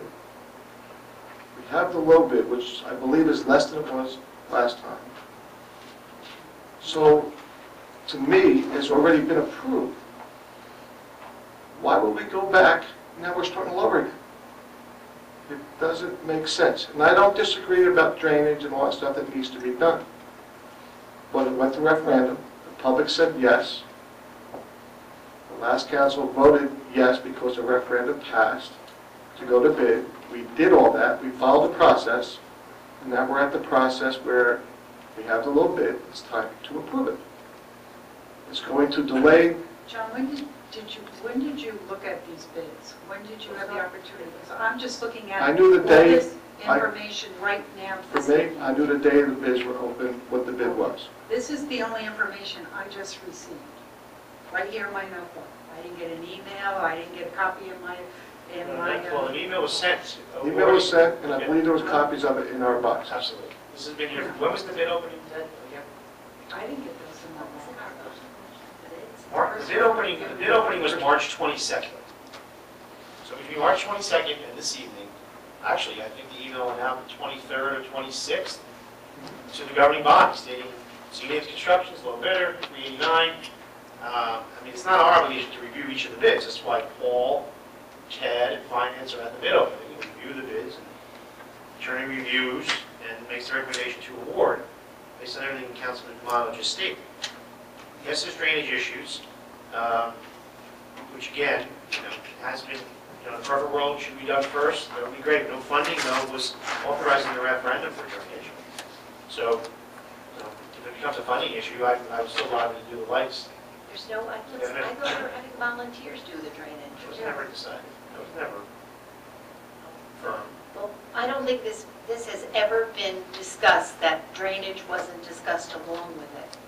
And I know that it went out to referendum. I don't believe it was a binding referendum. So what do you mean by that, Steve? I don't think it required us to do it, and we did it, because we thought it was what the public wanted. But I still think more information. I know when I came up to look at the bids, I was told that it was the attorney was looking at them, and I couldn't really look at them myself. and I had contacted Fred and asked him, I wanted his opinion to tell me that this was the same bid that we got last year. I wanted him to compare them. Again, no disrespect. Of course it's the same bid, because it's the same bid off of the original bid spec. The bid- I wanted him as the attorney to assure me of that. This is, and he has, by making the recommendation to award the bid. Now, the drainage has never been hand in hand. If it was, you would have funded it. I The think if governing you go body- back to the vote, and every agenda has addressed drainage with the lighting. No, then the referendum We would were have- originally told that you shouldn't do the lighting until you do the drainage. In a perfect world, that's true, but there was also stated that lighting could be done before drainage was completed. The way the referendum was written, drainage was not included. Absolutely. No, I'm not sure the that referendum, you're right. And it was discussed at the council, and it was passed at the council. It was constantly said drainage. Yeah, and Ms. Shortman, I think I was the one that was speaking about the drainage, right, the need for the drainage getting done. And I wish it was a part of the referendum, but it wasn't. But the referendum is not binding. I mean, we can make it anything we want to make it. What does that And I don't mean? think you were on the Well, we council when voted this to was get the voted. lights What do you done. mean you can make it anything you want? I don't think that we had to do exactly what the referendum said. If we wanted to, yes, the lighting was voted on. Can I get And a we legal wanted opinion to on do that? the lighting, but every time I addressed it, it was, let's address the But drainage. the drainage wasn't funded. Let's get a legal opinion on that. We met Well, through I town. sat here a lot last year and heard all about how we were gonna, don't worry about the drainage. We had people lined up here who were gonna do the drainage for us. But it wasn't. I don't know what happened to them. Excuse me? That's why I think that was a good. Right, we're not discussing drainage, we're discussing awarding the light project. It has nothing to do with drainage. Drainage is a separate issue. I believe it was Mr. Conklin that brought it up. If the people wanted, I wish there was a voting button that we could push. Well, you put it on a referendum and it passed. That's what the Do people you want. know how we're paying for this? What is the loan we got to pay for this? The loan, it's, Well, it hasn't been funded yet because you haven't That's awarded. right. I don't think we should to award, fund it. I think You we have to need, award first to do the funding. You go to bond council, see what interest rate you're going to get, see what terms you're going to get. you can't do that before you award it? Why would you incur the expense of bond council without an award?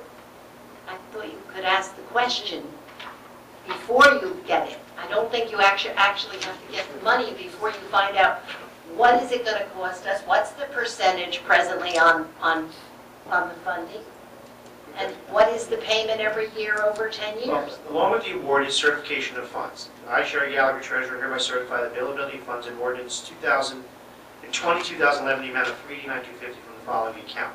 Ordinance 2011. Okay. Then they have to, on the award, go out and bond, and you'll know your interest rates and all of that. She's certifying we have the funds? Through an ordinance that was, capital ordinance that was done in 2011 by the governing body. I mean, we're actually finally awarding this so we can do a summer build-out. Drainage is a separate issue. Will we make all efforts to get it done at the same time? Certainly. As I stated, we're looking for this drill and fill method as another inexpensive cost. We have 40-some-odd thousand left in the county. We can see if we can utilize that towards some of it. Again, the lights were stated, should it be done first? Yes. Can it be done second? That was stated yes too. This is the lights we're looking to award. Do I have a motion? I'll make a No, I motion. think that this should be tabled until the next meeting. This is a work session, and I don't see this as an emergency. This is for emergency resolutions only. But, okay, if we don't award, what's the time frame on, you can help me on that, March 22nd, 60 days? Our next meeting, Jane, is? 20. So you want to hold us to the 20th? Again, that's the pleasure of the governing body. May I ask what's going to change between now and the 20th? Going to have some more input, get to see, come up and see the bids that weren't here when I was here before. And can I ask, I mean, again, I Discuss don't the mean, drainage with Paul. I've met with Paul on the Riverwalk, and I'd like to discuss more of that with him, because what does the Riverwalk have to do with the lights? nothing, it's just that I have to have a meeting with Paul. and because I was with the engineer, we could speak about it. I'm just confused, what you say? He's look an at the bid. engineer, he's the one who told us. So you're going to sit down and look at all 18 bids and determine that this is the low one? I don't understand why you need to look at the bids. That's why we have our engineer do that in return. The bids, when you see the bids, are a number on a piece of paper. Right. There's a bid I spec agree. designed by I Paul. think we should Now, I wait guess till that what I'm I think we saying, should wait till the next meeting, we'll have a full council here, come be here, and then we'll vote on it then. We table it till the next meeting? Again, it's whatever the pleasure of the governing body. My pleasure. It's my pleasure also. We should get to it one more. This is a work session. I'm fine with that, I'll withdraw my motion. I made the motion Do I to, need a motion to table? yeah, I'm withdrawing my motion. Someone make a motion to table. Second. Someone make I a don't know motion. why it has to be tabled. It says an action if in order to do Is so. there- I don't think it's in order to do so. It's a work session for emergency items Well, only. it was you who stated you think you should table, so I'm looking for that motion. Oh, okay. Well, either way. Was that your motion? No. Yes, motion, I make a motion to table. Thanks. If we don't make a motion to table, Okay, we're I gonna- second the it. motion's going to be to vote on it, so I so that's a don't think choice. it's in order to do so, the way the agenda's printed, but I will second your motion. That's the way to take it. Okay. Anyone else? Roll. Councilmembers Toots, Yes to table. Shortman, yes. Yazdi, Yes. Conklin, Yes. Tomato. No. Next item is award of turf program sports field maintenance. We had gone out to bid, the governing body authorized the bidding of the field maintenance. Can I ask what the, This one, hold on, I'm sorry? why did they go out for bid? I mean, we Because have the- people in the DPW that went for classes, am I correct? Okay. There's two elements of the bid. One is field maintenance, opening, closing baseball fields, and one was the turf program. Both were bid. Our DPW is not completely certified yet. Okay. And- why- Well, Let me go back. Yeah. Let me go back. Let me finish. And from my understanding, regulations have changed where even with the classes that you've taken, they're not allowed to spray your parks, schools, and certain waterways. Okay, let me ask you a question. Why weren't they all certified by now when the books that they received in October?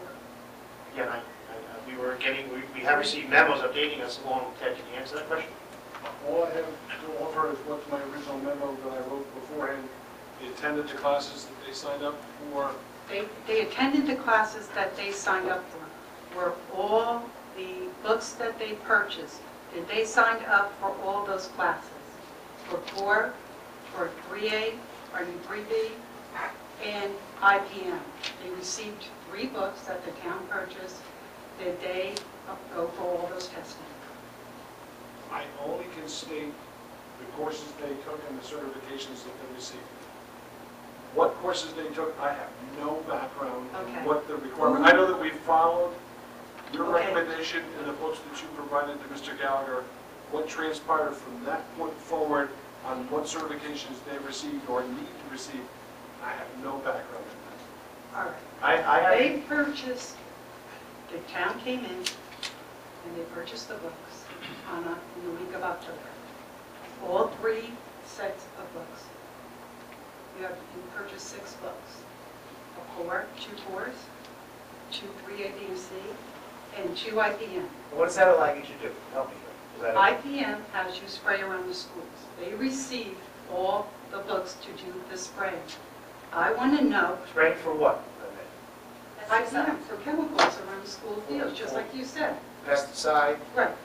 Order to apply with around the school system, For- they have to for have the insects? IPM. The IPM to do the fertilizing and everything like that to be sure. Now, my question is, what happened?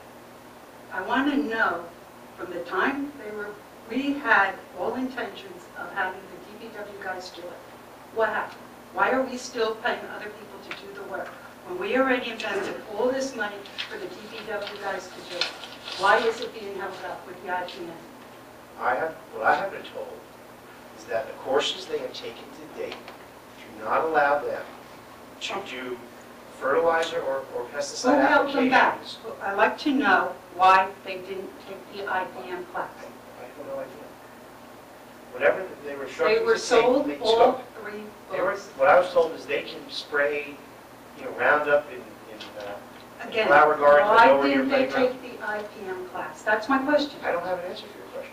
But John, our goal was for them to do Right. the maintenance, and the 2 places to do them are both at schools. And apparently, this certification they received does not allow them. Well, what Because they made them didn't- not apply for it? But that was the goal. I don't know if Ted didn't Goal? understand that. There's a problem. The problem is, these people have to go for the IPM. I feel that they received the books, they should be doing it, and we should not be hiring anybody else to do it. And if they can go for a test anytime this month for the IPM, they can go. Now, I want to know why this is being held up. You mean all they have to do is take a test? I Yes, don't think there's that's one more test that they have to take, and that's the IPM. And that box was not checked off on the application, because I checked it. And I want to know who is sitting on this and why it wasn't done. What box wasn't checked? Here, on the Look at the application. That's what our guys went for? You knew last month, you said to me they didn't have the IPM. Why didn't they go in a month's time? Why don't they just go get the IPM testing and We have invested all this money and they should be doing it. But we haven't yet invested in the equipment to apply, fertilizer itself, or the place to Getting store it. fertilizer isn't very hard. Well, it's been on our Why are we pending sitting on list this? for This is a something long we've been time. discussing since October. Rocco Why are we was working preparing on the it list now? of equipment needed for pesticide. This has been a goal for at least 6 months. And here it is April, when we should be taking over and doing it. This isn't something we just decided, this has been This decided. has been But discussed I last have- month. but I have been told, Rocco's getting the information, I still don't but know. I have been told directly by the employees who went for the test that they are not yet certified to treat their schools, What parks. effort did they make to go and get it? Okay, then, That was the purpose Joanne, of them going. why don't we do this? Here's what we'll do, Joanne. This bid is twofold. One is for the field openings, et cetera, which I would hope to be awarded tonight because opening day is Saturday.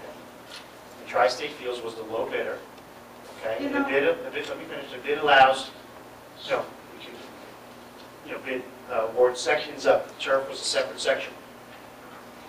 Joanne, I'd ask you, because you're the most familiar with this, yes, I sold them all the books. and I'd ask you tomorrow, please, call Al Gallagher, and if you could find out the answers, you keep coming to say, why, I don't have the answer. I told Al when he purchased, here is all the information.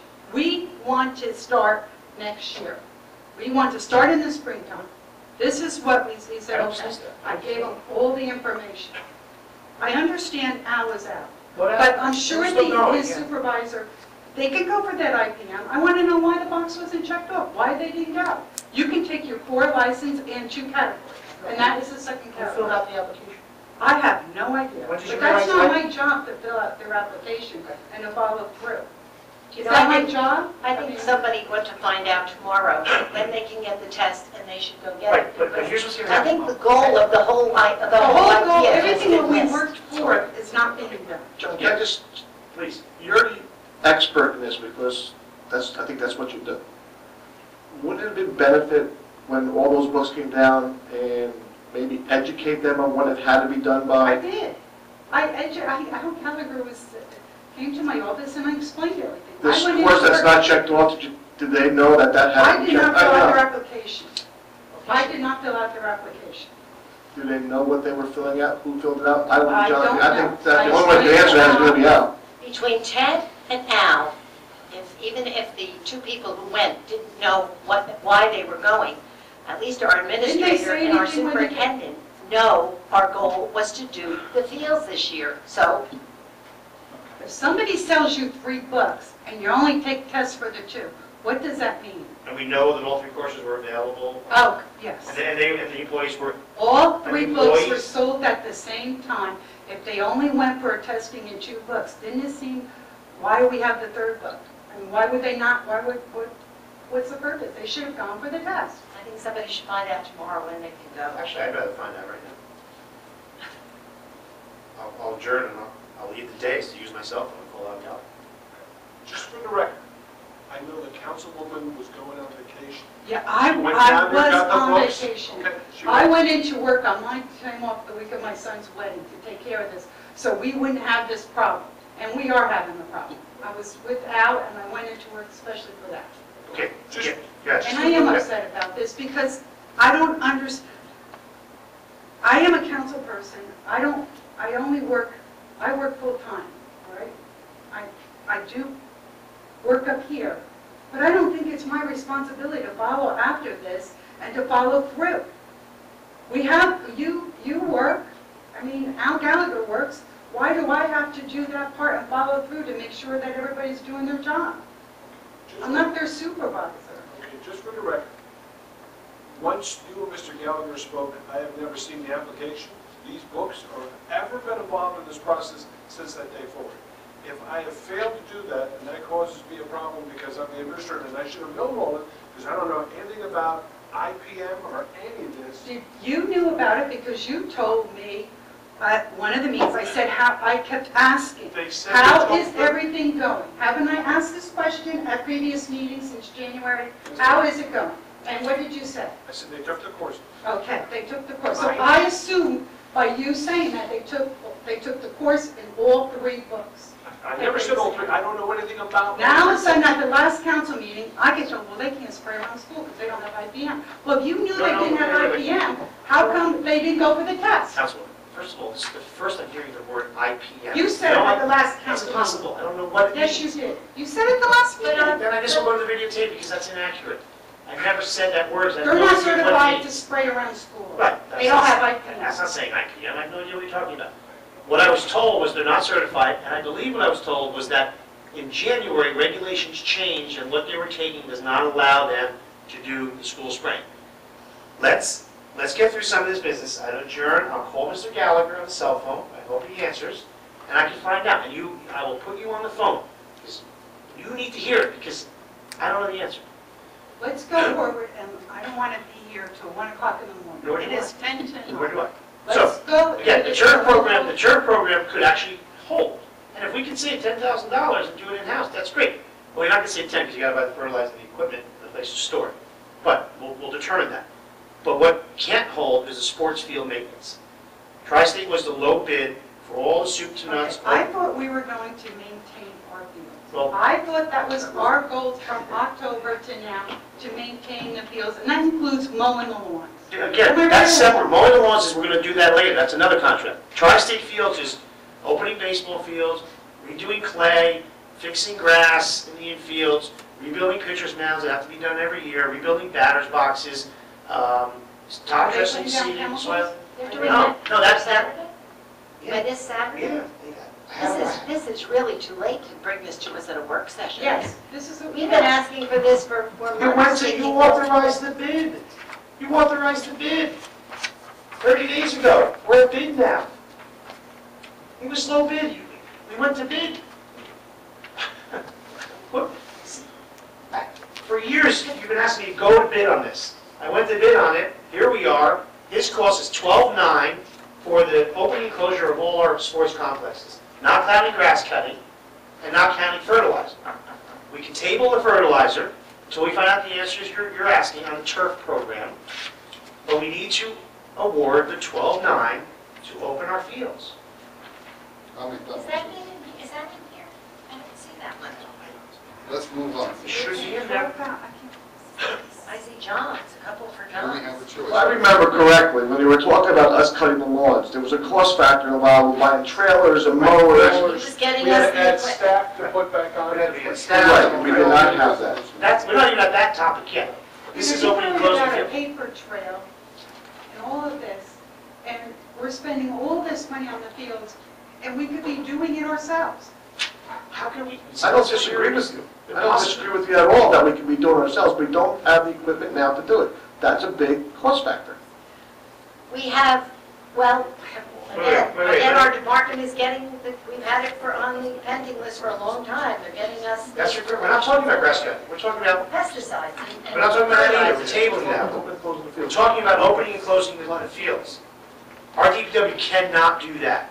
They do not have the equipment to build, maintain, fix baseball fields, et cetera, et cetera. What? That's the church program. That's for the fertilizer. Where is the one, where's the bid in here for Tri-State?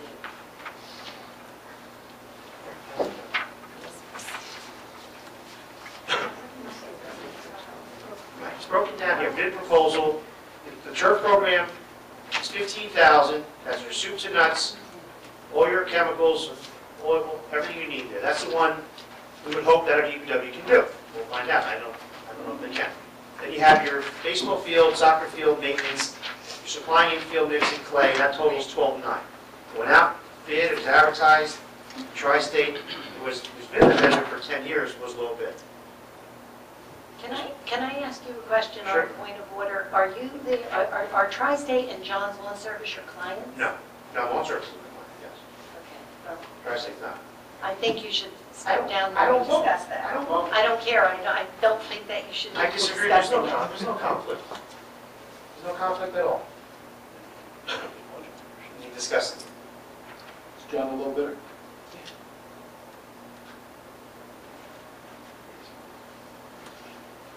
Yes. Is there a reason we didn't get copies of this?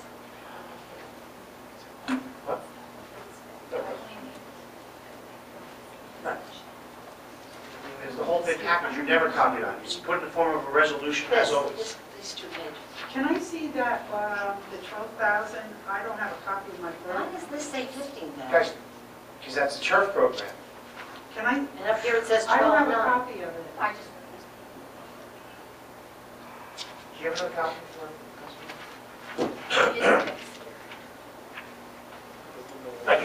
Councilman, you're never copied on any bid specs we award, Are ever. these the specs? It's always done in the resolution which you have in front of you. You've authorized road building, I go on and never wanted to look at a spec. So, I mean, it's never, you're never copied on it. But, here you go, it's a certified check, low bid, This is a bid proposal, not a spec. because that's all I was You didn't copied get on. copied on it. It's in a the resolution. only reason why I have that is Jane was kind enough to prepare a resolution, but we have the blanks, we did no breakdown where it fell in the resolution, so that's why Simple I resolution. copied We're not that gonna, myself. Do we have other bid proposals?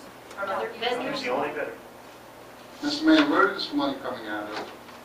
Roach fund maintenance. And has this money been coming out of Rose for For the year last after 10 year years. after year after year? Last And it's the same exact money? Yes. Same I amount? make the motion to move on with this topic already. Now, I don't know what it is just- up there. Just the field opening and closure, field maintenance, not the turf. We're gonna hold on the turf until I That's get fine. the answers for Councilwoman Bertucci. I'll make that motion. The motion is to move award Tri-State contract 12-9 for field maintenance, which is not grass cutting, not fertilizer, opening and closing of our facilities. That includes Martha B. Day, the Leisure, and Walter T. Burger. There's a motion on the table. Is there a second? Can I get a question? That's Yeah, what- How come we only got one bid on that? Why is that? Well, that's not competitive bidding when you get one bid. We advertise it, we put it out, like we do every bid. What do we get on the lights? 8? 8 or so? I mean, I don't know. How did we advertise it? You authorized it. The last How? time. No, my question is how? Same way we do everywhere. But that's legal. Competitive bidding is legal when we have one bid. Yes. We had a few people pick it up, right? I think two people picked it up, only one presented the bid. The motion was made, it's like Councilman Yazdi said, this is what we've been doing 10 years. I'll second Ray's motion. There's a second on the table. Is there any further discussion? Again, this is not for grass cutting, this is not for fertilizer, this is for field maintenance and opening day is Saturday. Do they do this once, or is this? They do an initial opening, they do it in the fall, they do a mid-season cleanup, they do top dressing, aeration. You know the white tarps you see in the field that get the grass back? Because it's worn, because our fields are so heavily used. It's a soup to nuts program. remember last year, it was awarded at, it was actually, it wasn't bid, the majority, and that encompassed you, Councilwoman, and you, council people down the end, Councilman Patricia, Mark, sorry. Last year, it didn't go to bid, and the governing body sought estimates, and Tri-State was 14.9, or 14.99 or something, and that was awarded. It wasn't even bid. This year, we went competitive bid. Secondly, the reason he went over bid threshold, and he fills out his pay to play, and he's all fine with that, is because last year, we could not find an authorized certified fertilizer applicator, and he had to re-award that piece, which put him over the amount. So this year, we bid it. That's why we're here. Okay? 12.9 is under bid threshold. You actually could have gotten 3 quotes. But because we included the turf would have been over at 17.5. But we'll exclude that for now. Awarded the fields, which Councilman Yazzie points out has been done for the last 10 years by a very reputable company, who I do not insure for the last. So there's a motion. Any further discussion? I am confused by the price on here. Why does the top handwritten say 12.9 and the turf program says 15,000? Jane wrote 12.9 when I totaled all the other columns. Baseball field maintenance, 2,800. Soccer field maintenance, 300. 300? Supply infield mix, That's 30. each time, each field. But that's just, no, it's the whole. It says right here, each time, each field. He does, no. 3,800 is the annual cost for him to do our baseball fields. That is an annual. You're not going to spend more than that. He opens them up for the beginning of the baseball season. Brooms them again in May. Does one for fall ball. That's only at Walter T because there's no fall baseball at the Leisure. That's the baseball field maintenance. It's not per time. Look It at says per specifications, each time, each field, $2,800 and 0 And cents. that's when he opens up. He's not going to see that once. He does it once, each time, each field, Yes. or He opens each up once a baseball. year. Soccer field, per specification, each time, each field, 300. That's once. That's in the fall when he aerates seeds and puts the white tarp down. So it's the same thing we've been doing. So what is the total here then? 12.9. The 15 is the fertilizer. Oh, turf program. That's the fertilizer. Okay. Everything else, which is the soups and nuts program we've been doing for 10 years, is 12.9. It's no different than any year. This is not grass cutting, this is not fertilizer. That's yet to be discussed. There's a motion, any further discussion? This is what we do. DPW can't do this kind of type of work. Even if we have the equipment, there's the manpower's not there. Roll call. That's resolution I'm 4.3. sorry, 4.3. Councilmember Short. I pass. Yazdi. Yes. Conklin. Yes. Devato. Yes. Toots. No.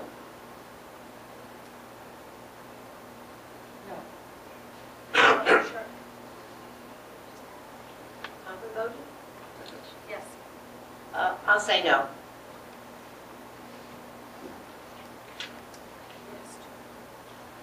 Okay, we held out the turf program. We'll finish a few more items. I will take a break and call our DPW to get more clarifications for you, Councilwoman, on the turf program.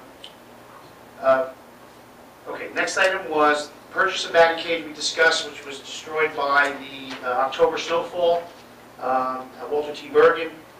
We did an emergency authorization last meeting to start the process on the hurricane, and $3,500 to replace that batting cage, which we'll submit to FEMA. And that's from BSN Sports, a large catalog company who was a competitive quote on that. Is there any discussion on that? Is this an emergency? And the only reason I say that is because this is a work session. Well, yes, This because is when it's we the- discussed, is it- Baseball season starts Saturday. And this will be put in by Saturday. If I can get it done, I will be. Why didn't we do this sooner, at a regular meeting? Yeah, why didn't, I I think we're mean, in this is from the confusion on what a work session should be. And I don't dismiss that. And I try not to do work at work sessions, but this is stuff that's timely. All of this is timely stuff, and we need to get done. When did this? They And they were all rose, Can I wait, ask a wait, wait, what, question? can I ask, wait, because there's a process. We had to wait for Rose Fund recommendations, which were done, when, Jane? At our first March meeting, okay? So that's step one. They make the recommendations. We accepted those recommendations. Now, the administrator, DPW, myself, because I'm most familiar with it, now starts the process, getting prices, getting rolling. That's why we're here today, When did they get damaged? the October 31st. And you couldn't go do A it. week before, a few days before opening day, am I Just- correct? I just said, the Rose Fund made the recommendation, Joanne, at our first March meeting. And here we are.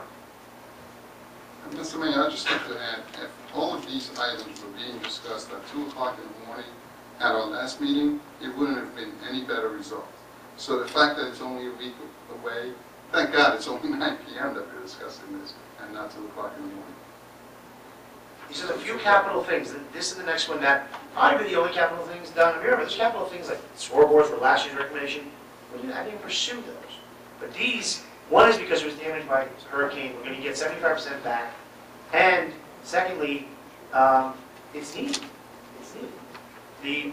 The bullpen fence, the safety thing, actually the JIF recommended for safety, to protect the kids while they're pitching. Where's that? Delation. Because that's where 13 to 16-year-old play. That was a JIF recommendation last year. And that was ruined through the storm also? No, it's non-existent. It's a recommendation for safety, which was presented by the Rose Fund to us. These are two capital things. Okay, because so they're we never had a bullpen fence? No, but we recommended it by the insurance company to do it because this is the big deal where the 16-year-olds play.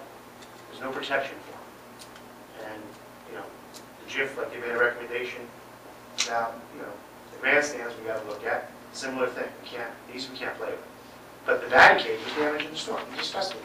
I discussed it last meeting. That's when you said anything over 1250, bring forward. That's why I'm here.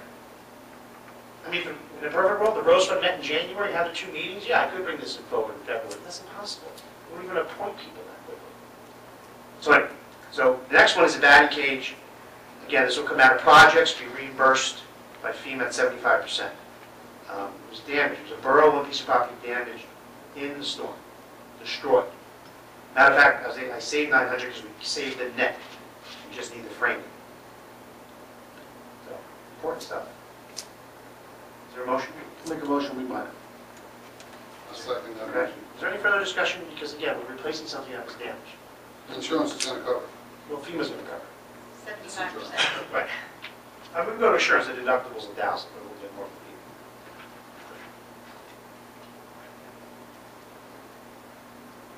FEMA. Okay. Roll call? Councilmember Shasta. Yes. Conklin. Yes. Tomato. Yes. Toots. Yes. Short. Yes. Okay, the next one again was,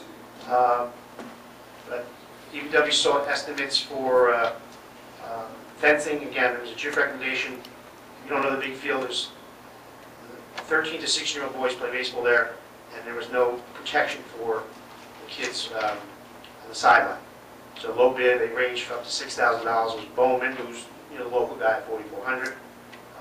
Again, something I don't want to take chances on, the recommendation. So, do I have a motion? Is that part of it? No. Somebody makes a motion. Yeah. Is there a motion? I make the motion. Is there a second? I'll second that motion. Any further discussion? Is that part of the Rose Fund Yes, recommendation? recommendation. Absolutely. Roll call? Councilmember Conklin. Yes. Tomato. Yes. Toots. Yes. Short. Yes. Yes. Yes. The next one is authorization contract award John's Lawn Service for grass cutting. Again, DPW sought estimates, received, I believe, 4. John was low bid, also, certified state licensed to do work for municipalities, like that's the issue we had last year, proper coverages, etc. He was at 5 for both Walter T. Bergen and Martha B. Day, $575 a week. And through August, total of $11,500. Again, Mayor, are you saying that nobody in the DPW can mow any of those lawns? Do we have to go out for bid on all 3? Yes, we do. Why? It's 2. Well, why can't the DPW mow some of the lawns? Our DPW does the leisure, and does all other borough facilities, parks, boat pond, municipal building, any of the peripheral edges. Joanne, if we could save $11,000, it's a no-brainer. Our guys cannot do it. Prior to us having taken over the fields by lease, these were never done. You know, you'd have ankle-high, knee-high grass. Anyone who has kids in the program, before my kids are even beyond all these fields. They're unplayable, unusable, because we relied on the Board of Ed to cut it at the time. We do not have the manpower. I don't understand why. I don't know if it's the majority or not on the dais. I don't even know particularly a majority by party. The majority doesn't understand. We don't have the manpower. I don't understand why. See, I'm going to vote no for this, because Okay. we've been talking for 6 months about the DPW. We have a memo from Ted, you know, we're working toward this, it will save money. The DPW can spend a week putting together bleachers, they do a great job. They just renovated Bolson Street. We got a list of equipment with a large mower from Al Gallagher. We've gotten all this stuff. I think it's time the DPW do this cutting. You're talking a capital expenditure in excess of $25,000. Capital expenditure in excess of $25,000 and minimum 2 men. It takes a professional crew, 4 machines, 4 hours to cut the Bergen School. How big is the Bergen School? 9 acres. 4 machines, 4 hours. Our guys couldn't come close. I struggle getting our one man who does buildings and grounds to cut the leisure time. Because the day has to be cut here. Linda is perfect scenario. They only cut the leisure right now. Thursday's the cut day. Guess what? Guy calls in sick. That cut guy's got to go on garbage. Now my grass doesn't get cut. Okay. Thursday it rains. Can't cut the grass. Next day that guy's on recycling. There's not the manpower to consistently do this work. So it can be properly used by our residents. There's not. I don't want to have to like debate this issue every year.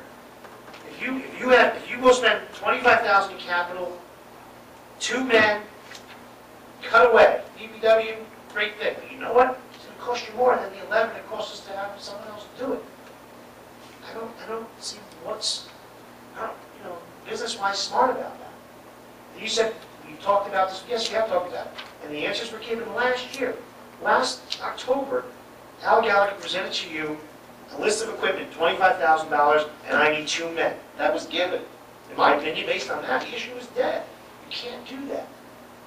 We haven't even got to the budget part yet, when we know we're going to be over cap and have to find, $500,000 to cut. And we're going to look at hiring and buying.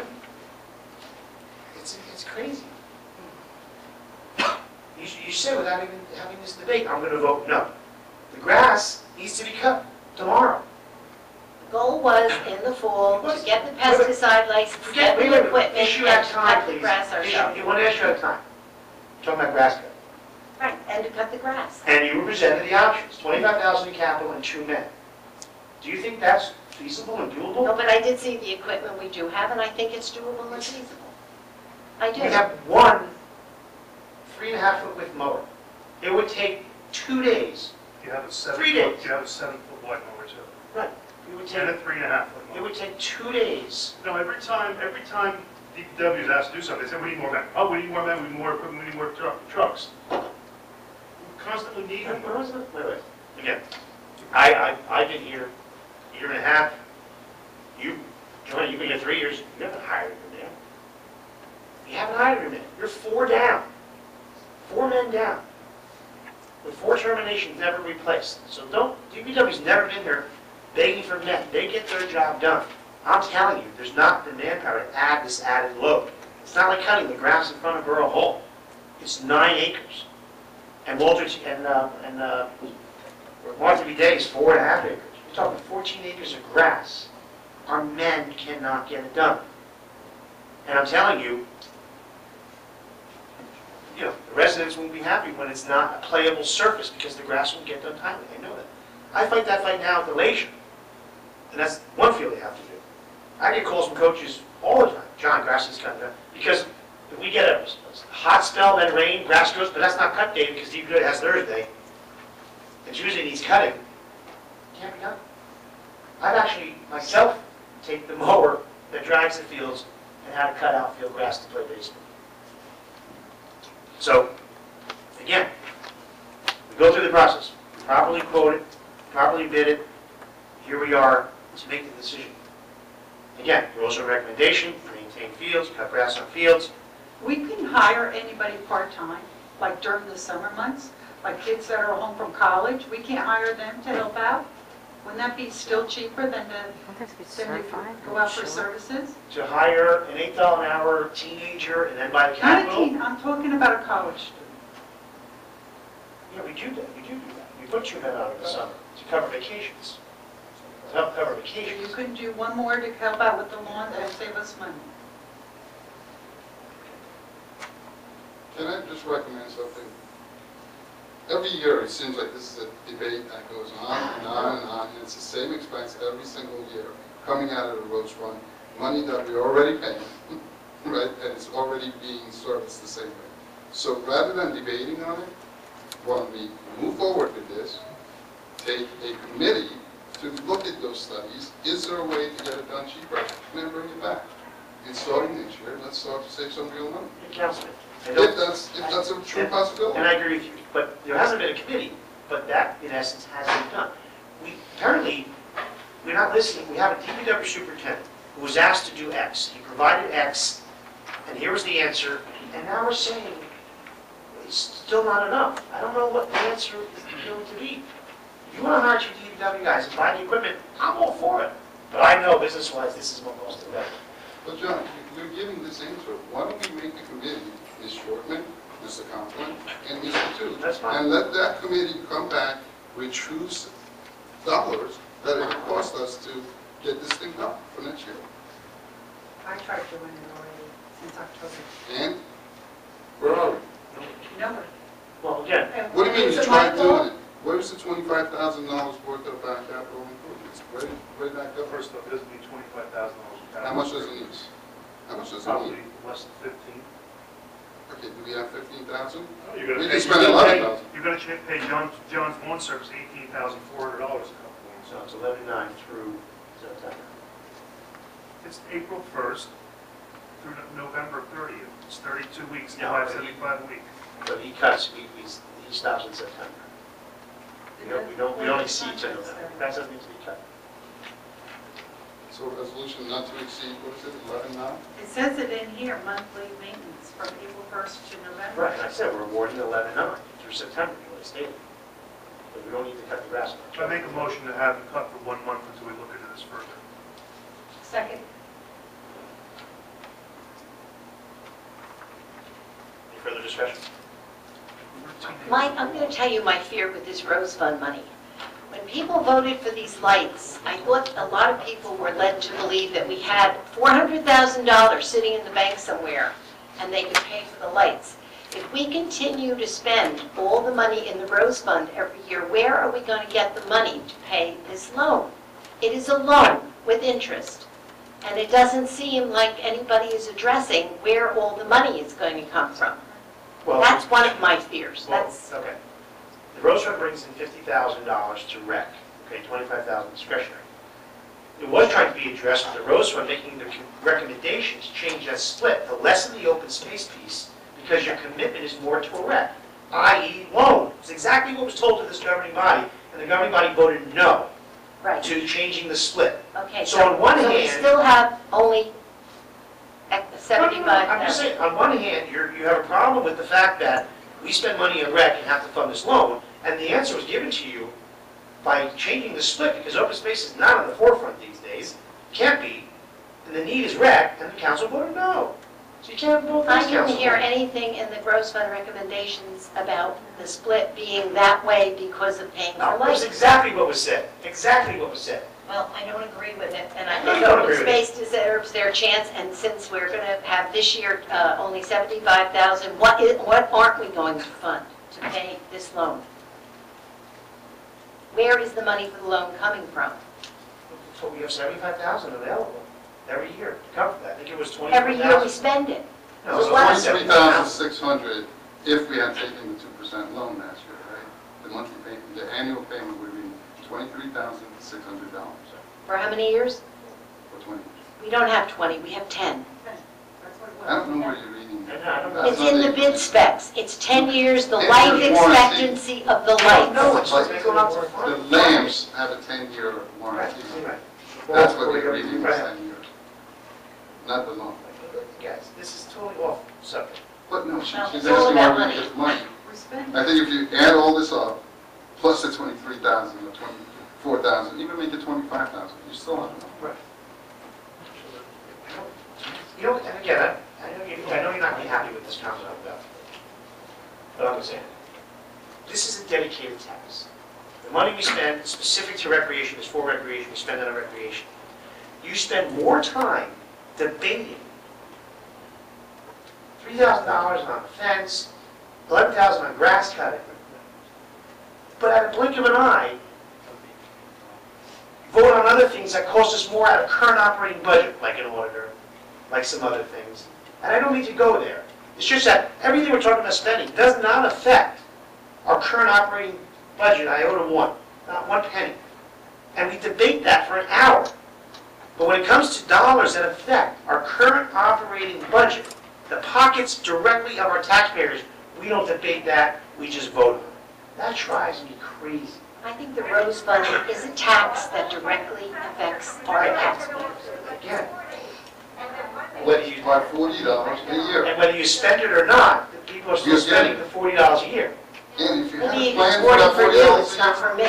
but Mr. Shortman, if you have a plan for that $40 a year and you want to share it with everyone, Right. right? Everyone's all ears.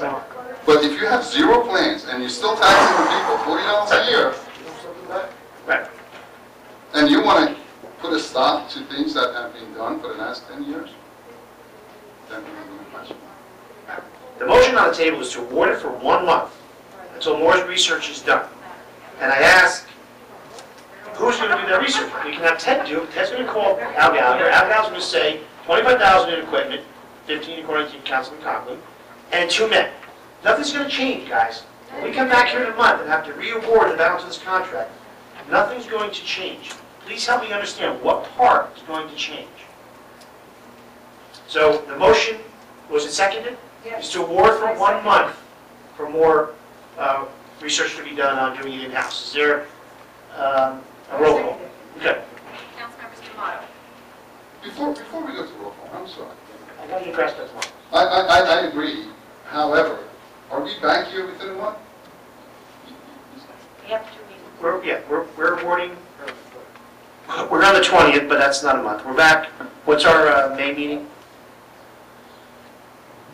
I got it on my book here.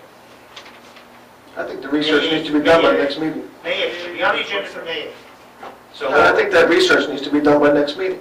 Or next if meeting? we can get it done by next meeting, we'll look at it. It's going to be 6 weeks before the following meeting, and it's over the month. Okay. Roll call. Councilmember D'Amato. Yes. Toots. For 1 month, yes. Short. Yes. Yazdi. Yes. Conklin. I need a motion to authorize Hamburg, closing of Hamburg Turnpike, which we request from the county for the Memorial Day Parade. Motion? So move. Second. Any further discussion? All in favor? Aye. Request for Fire Department Lead Auxiliary to waive their fee for their annual flower sale. So move. Do I have a second? Any discussion? All in favor? Aye. Need a motion to appoint Lauren Greco as Municipal Alliance School Board Representative. So move. Second. Any discussion? Thank you, Lauren, for stepping up. And, all in favor? Aye. And Resolution 2012 4.4, amending temporary budget. So move. Is there a second? Second. Any further discussion? Roll call. Councilmember Toots. Which one are we voting on? Amending the temporary budget so we can keep operating. Yes. Short. Yes. Yazdi. Yes.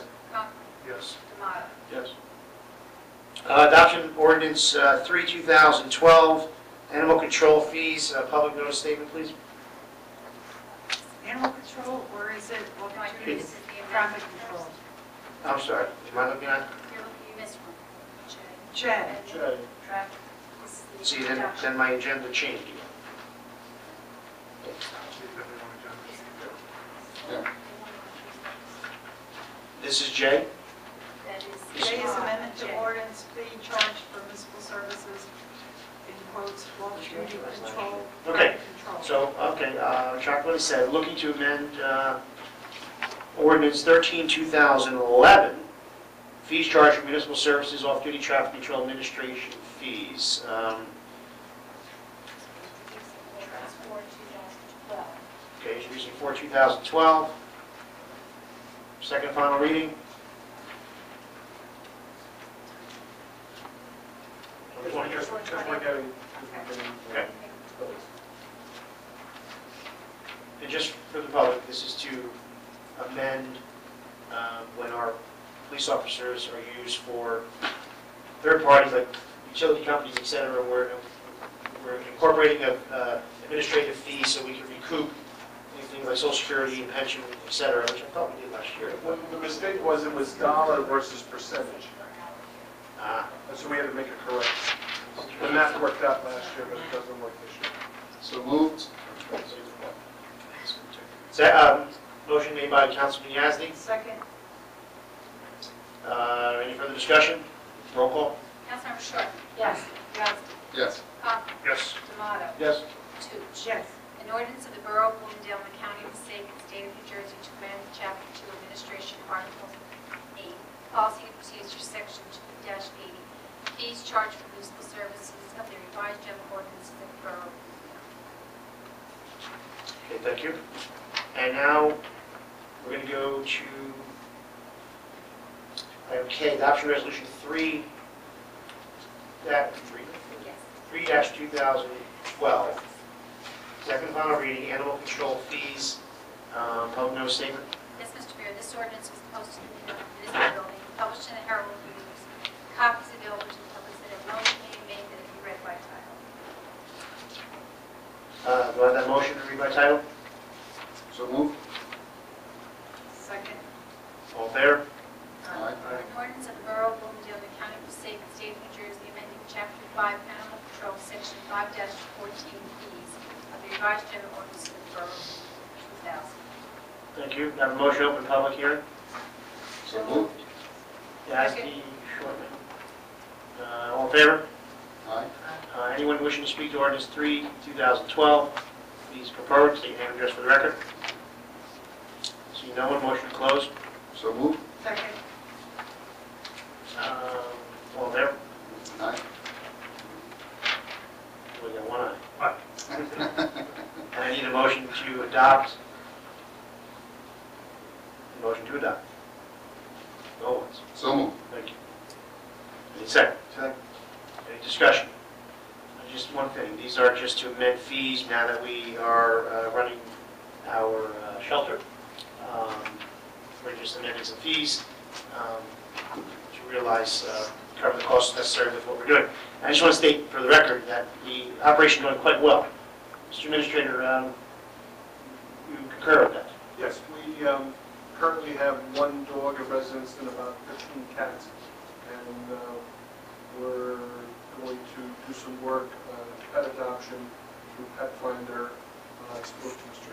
Summer today, who gave me some knowledge on how people can make donations to the shelter.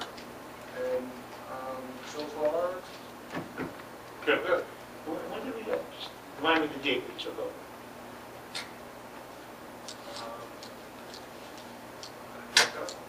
Oh. March 6th. March 6th? March 6th. I think that was thereabouts. February 21st was that long. Okay, well then. Well, they vacated prior to that, so really, I'd say, so They did roughly, it over the holiday weekend. so roughly 2 months, we have one dog and 15 cats. Ted, would you know which dog is left? Tommy?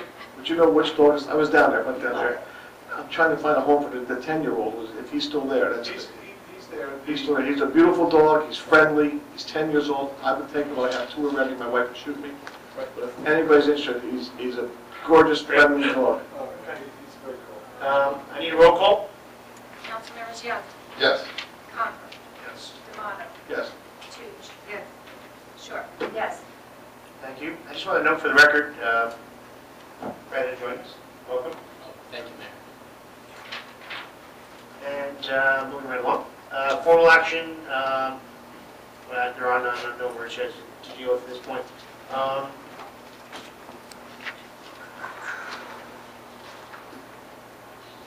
Well, they public comment. I want to make that phone call as far as the turf program. And I think maybe we should have a discussion, and if the public wants to speak too, because it was an agenda item, it would make more sense. There was a question, excuse me, Fred, on, Mayor, I'd like to table that portion for next meeting. well, we can't. We are here now. I want the answer. You're the one who said it's so important, we got to get the answer. Why since October? I can get the answer tonight. One phone call. So why would I put it off? Well, actually, we're doing pretty well. It's late, he has to, 9:30. You were the one who created the urgency. Yes, no. I've been pushing this since October. And that's why I will And adjourn now for you're 5 worrying minutes. about at 9:30 at night. That's not fair either. That's not fair to me. We could discuss this in the morning. But the governing body can't take action at that time. Well, it's not my fault. I've done everything on my part. I'm going to adjourn for 5 minutes.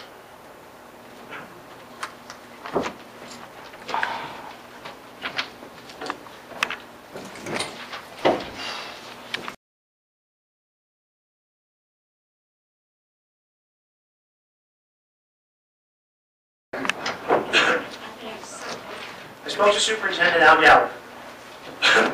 The guys took all 3 courses that you recommended they take. Okay? 2 things.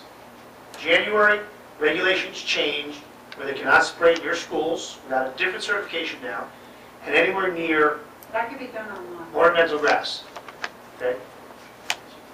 You guys failed the test. They cannot take the test again until sometime in June. So we don't have to fertilize till May. So between now and the next meeting, we'll confirm to take the test date. Al's going to confirm all the costs involved, because we need a broadcast spreader, backpack sprayers, aerators, a shed to store the fertilizer, DEP requirements. We'll get all those costs and revisit this on the 20th. And again, if they can't take the test until June, everybody has to decide what do you want to do. I think we know this. John, I appreciate you calling me. And I think that's great, but how come we were not notified? By getting the letter, I cannot believe that we're in this predicament right now.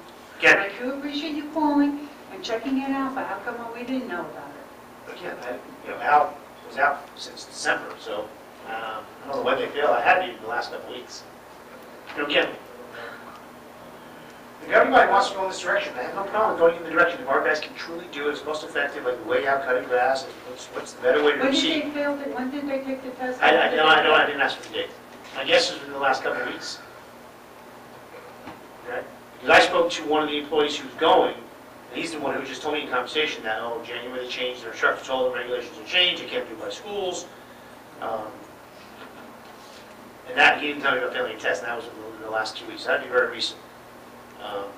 So again, look, the governing body did authorize go in this direction, but we never put, time frames, or there's no guarantees in place that, the guys would pass the test. I mean, that's part of the process. So, we can't be angry at that. If it wasn't achieved, it wasn't achieved. I make a motion to table. Well, it already is. You don't have to do that yet. It's already tabled. We're going to put the turf program. We're going to put the turf program on the next agenda. And at that time, Mr. Ehrenberg, it's imperative that, and I asked Al to begin working on it already, that we have exact test dates, second time, and the true costs for us to do it ourselves. Backpack spreaders, broadcasters, everything needed to properly fertilize the fields. And we only do this at the leisure, by the way. We don't fertilize. The plan was to extend it, because it would be cheaper doing it in-house. That's Martha McDaniel Walter T. There's a school factor. We fertilize currently only at the leisure. Okay? So we have to understand, okay, the volumes, what's needed. Also, you have to build a shed, store it, get all those costs compared to this $15,000 low bid on applying, similar to a 4-step program. It's a lot more than 4 applications, though. And then everybody can decide. But if we wait till June, let's say they fail in June. Now, the next step is August. They can't control that. None of us can. So we'll have to decide what to do. Because it has to be fertilized. That field, prior to it being fertilized, was bare. The grass would not regrow. You had your broadleaf, you had your insects issues. So it's effective. And anyone who regularly, like Ray and myself, who visit the lakes, know how effective the fertilizer program has been.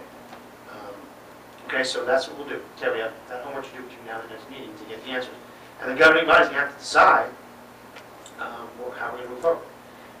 I do know, based on the bid spec that was written, that we could award 2 applications to Tri-State, to get us through July, whatever. I know the first one's usually in May, and we have an application in July. So we have to award the first 2 because our guys aren't going to be certified in the fall. These are the things we can revisit at that time. Maybe a partial application for that. Okay? So they did take all 3 courses you recommended. It would allow us to do everything.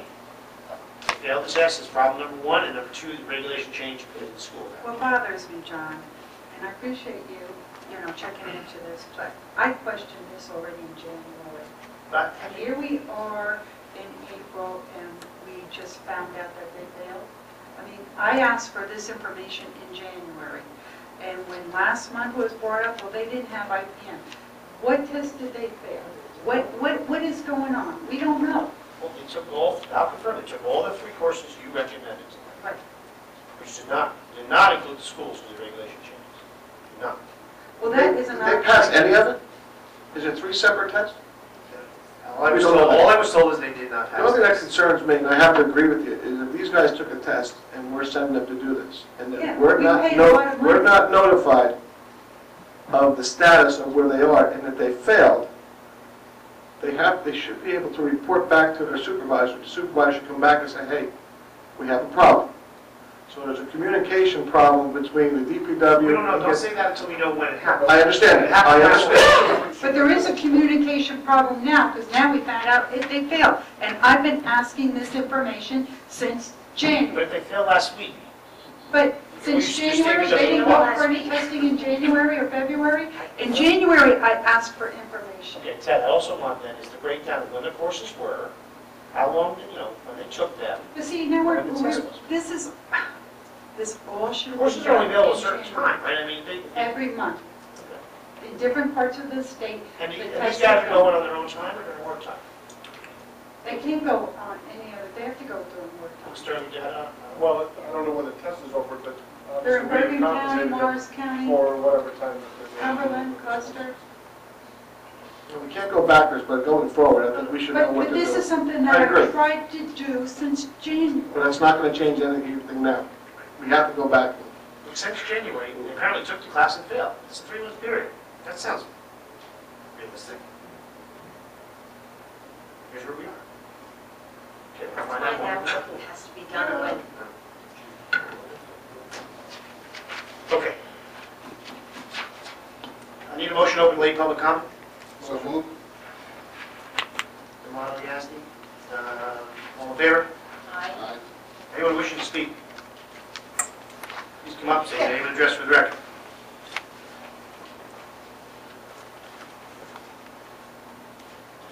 Wendy Connolly, Lake Iosco.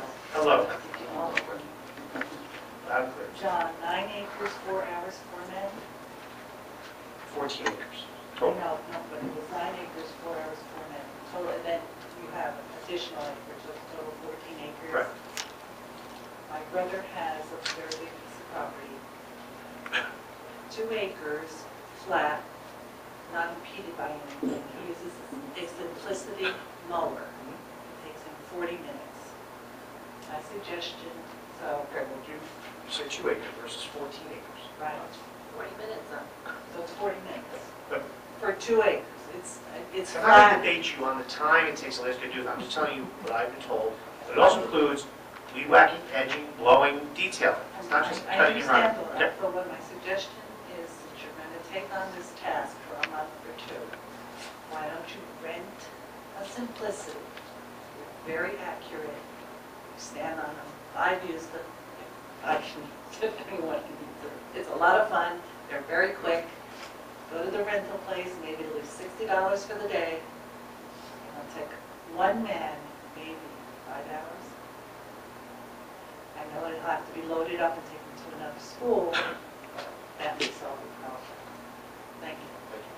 And again, just to address your point, it will take more than one man, because there's 2 locations, 14 acres, weed whacking and blowing. So, Another thing that what's your yard is one thing. When they go in these fields, there's bottles, cans, they can't run over them. They gotta stop, pick that up, move that out of the way, or put it in a container. We make this sound so simplistic. I don't think it's quite that simplistic. Why don't they do something like they have rec time, the kids go out there in the fields, let them take a bucket and then do cleanup? okay, anyone else have any issue? Linda Huntley, 86 Van Dam Avenue. Yes. 2 comments. First, the bond ordinance for the lights, 10 years. That's the ordinance that was passed. And as far as, John, you addressing John Ball, you can't do that. That's an ethics violation. Because you own a company that is representing him. You cannot have a contract with him. You can't execute it. You can't be involved in it. You shouldn't be up in the dais for that. Just want to let you know, it's an ethics violation with the New Jersey State. ethics law. In accordance to Section 52:13D/19, contracts of state agencies. And last year, we passed a law that, a resolution that we would be following the state ethics code. I don't vote on the award. You execute it. You shouldn't be up here. You should be recused, and you should be off the dais. If the governing body votes on it, there's- If you're recused, you don't speak about it. You should not be even addressing I it. don't vote on If you're recused, you should not be discussing it. it. And an execution is direction for the governing body for me to do something. Yeah. So for example, let me just, one that I'll give it to you before. For example, I didn't want to sign the auditor's contract. But I had to because it was the majority vote telling me to do so. You're not entitled, you're not allowed to do this according to the state ethics rules, period. So you should not be pushing a client of yours to do a job for the town. First of all, I'm not pushing anything. I am putting it out to the council to say, here's your low bid on grass cut. I'm not pushing it. You shouldn't be addressing it at all. You are precluded from doing so for anything but $25 or more. I'm just letting you know, this is an ethics violation. Fred, any comment? Well, I don't really like to say that anything's a violation. That's not really a fair statement to make about any official. You can certainly ask a question about any type of business relationship and what that means. I will say that I did have a conversation with the mayor about executing contracts, and in this form of government, it's the governing body that authorizes the contracts, and notwithstanding any opinion or relationship, the mayor is directed to sign those contracts. So now, about part 2 of that concern, I don't have all the information as to what that may be, but I can say I really, as a general rule, I just don't like to say that anyone's in violation, because that's a pretty strong statement. But I have had a number of conversations with a number of the elected officials about anything they perceive to be a conflict, and I did have a quite lengthy conversation with the mayor about that he brought to my attention about his business and any of his quote-unquote clients that come before this governing body, and he has disclosed all of that to me, and I would ask, as I did in the beginning, for any elected official to do the same. And as far as I'm concerned, during my short tenure, I haven't seen anything that's out of line, or I see it all in compliance with the law. Well, actually, Fred, you weren't here when this was discussed, and Councilwoman Shortman said to the mayor that since it is his client, he should not be involved with it, and the mayor just dismissed that. But what I said was, I'm not voting on it. That's what I said. I But dismiss anything. you're still involved with that contract. Anyone else wishing to speak? And Fred, just for clarity, can we modify a resolution if it was a 10-year loan, so we can make it a 20-year loan, if that fits us better? What resolution? Well, Ms. Huntley just just told us that it was a 10-year loan that was approved, not a 20-year loan, like the original. Then you're gonna have to go through your, the bonding company, because I don't know if you can do it for a 20-year loan, because considered the life of the lights is almost supposed to be 10 years. If That's why they Determine didn't that, say. life expectancy of a muscle-leg system is well in excess. Usually that's your bond counsel. Right. Who gives you the useful life, And they gave it 10 years. and then you're essentially locked in to that being the term. So it may very well be that even if you authorize It is, 20, it says 10 on it, on the bottom. Green Acres was willing to give us a 20-year loan. it probably wouldn't be, because they match up the life of the actual underlying collateral. So you may be just locked into the 10 anyway. It may have been correct. Green Acres Do was it that way. willing to give us a 20-year Gave us loan. a 20-year loan. They wouldn't break. Well, maybe they thought it was going to be 20 year, but bond ordinance is going to tell you 10 years. It's going to be 10 years. I don't believe. I guess my argument is that I view Green Acres doing this for the entire state would If know you it know, better if Green than. Acres did this, you would not be able to use the fields to make any money, because if Green Acres funded it, Bring the light. anybody can use the fields, and you can't charge them. That's a different. But that's something else I know that was discussed, you can't do that.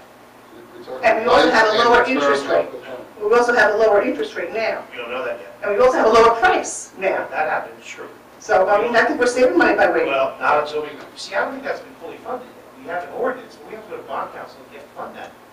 We had a fund when we did the ordinance. I don't think the interest rate's been set, and the term's been set, no, we haven't told you yet. And now that we have no surplus, I think the interest rate will be a lot more than 2%. We'll find out. Right now, the bond ordinance that was passed was 10 years. I think the misunderstanding with the lights, the 10-year is the lamps only. It's not the fixtures, it's not the poles, it's the light bulbs that have a 10-year warranty. That's it. From my experience doing it with Musco Lighting from Anderson Field, is the light bulbs and the light bulbs only. The longevity is 10 years. I don't know how it's written in the ordinance, I don't know, but I'm just saying that's the way Musco works. And that's in their package.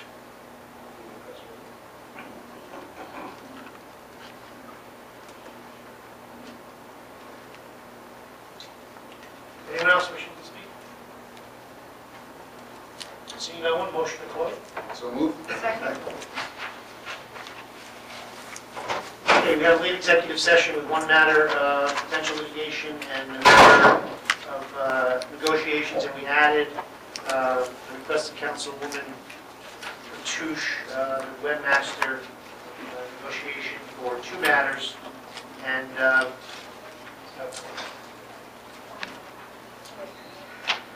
sorry?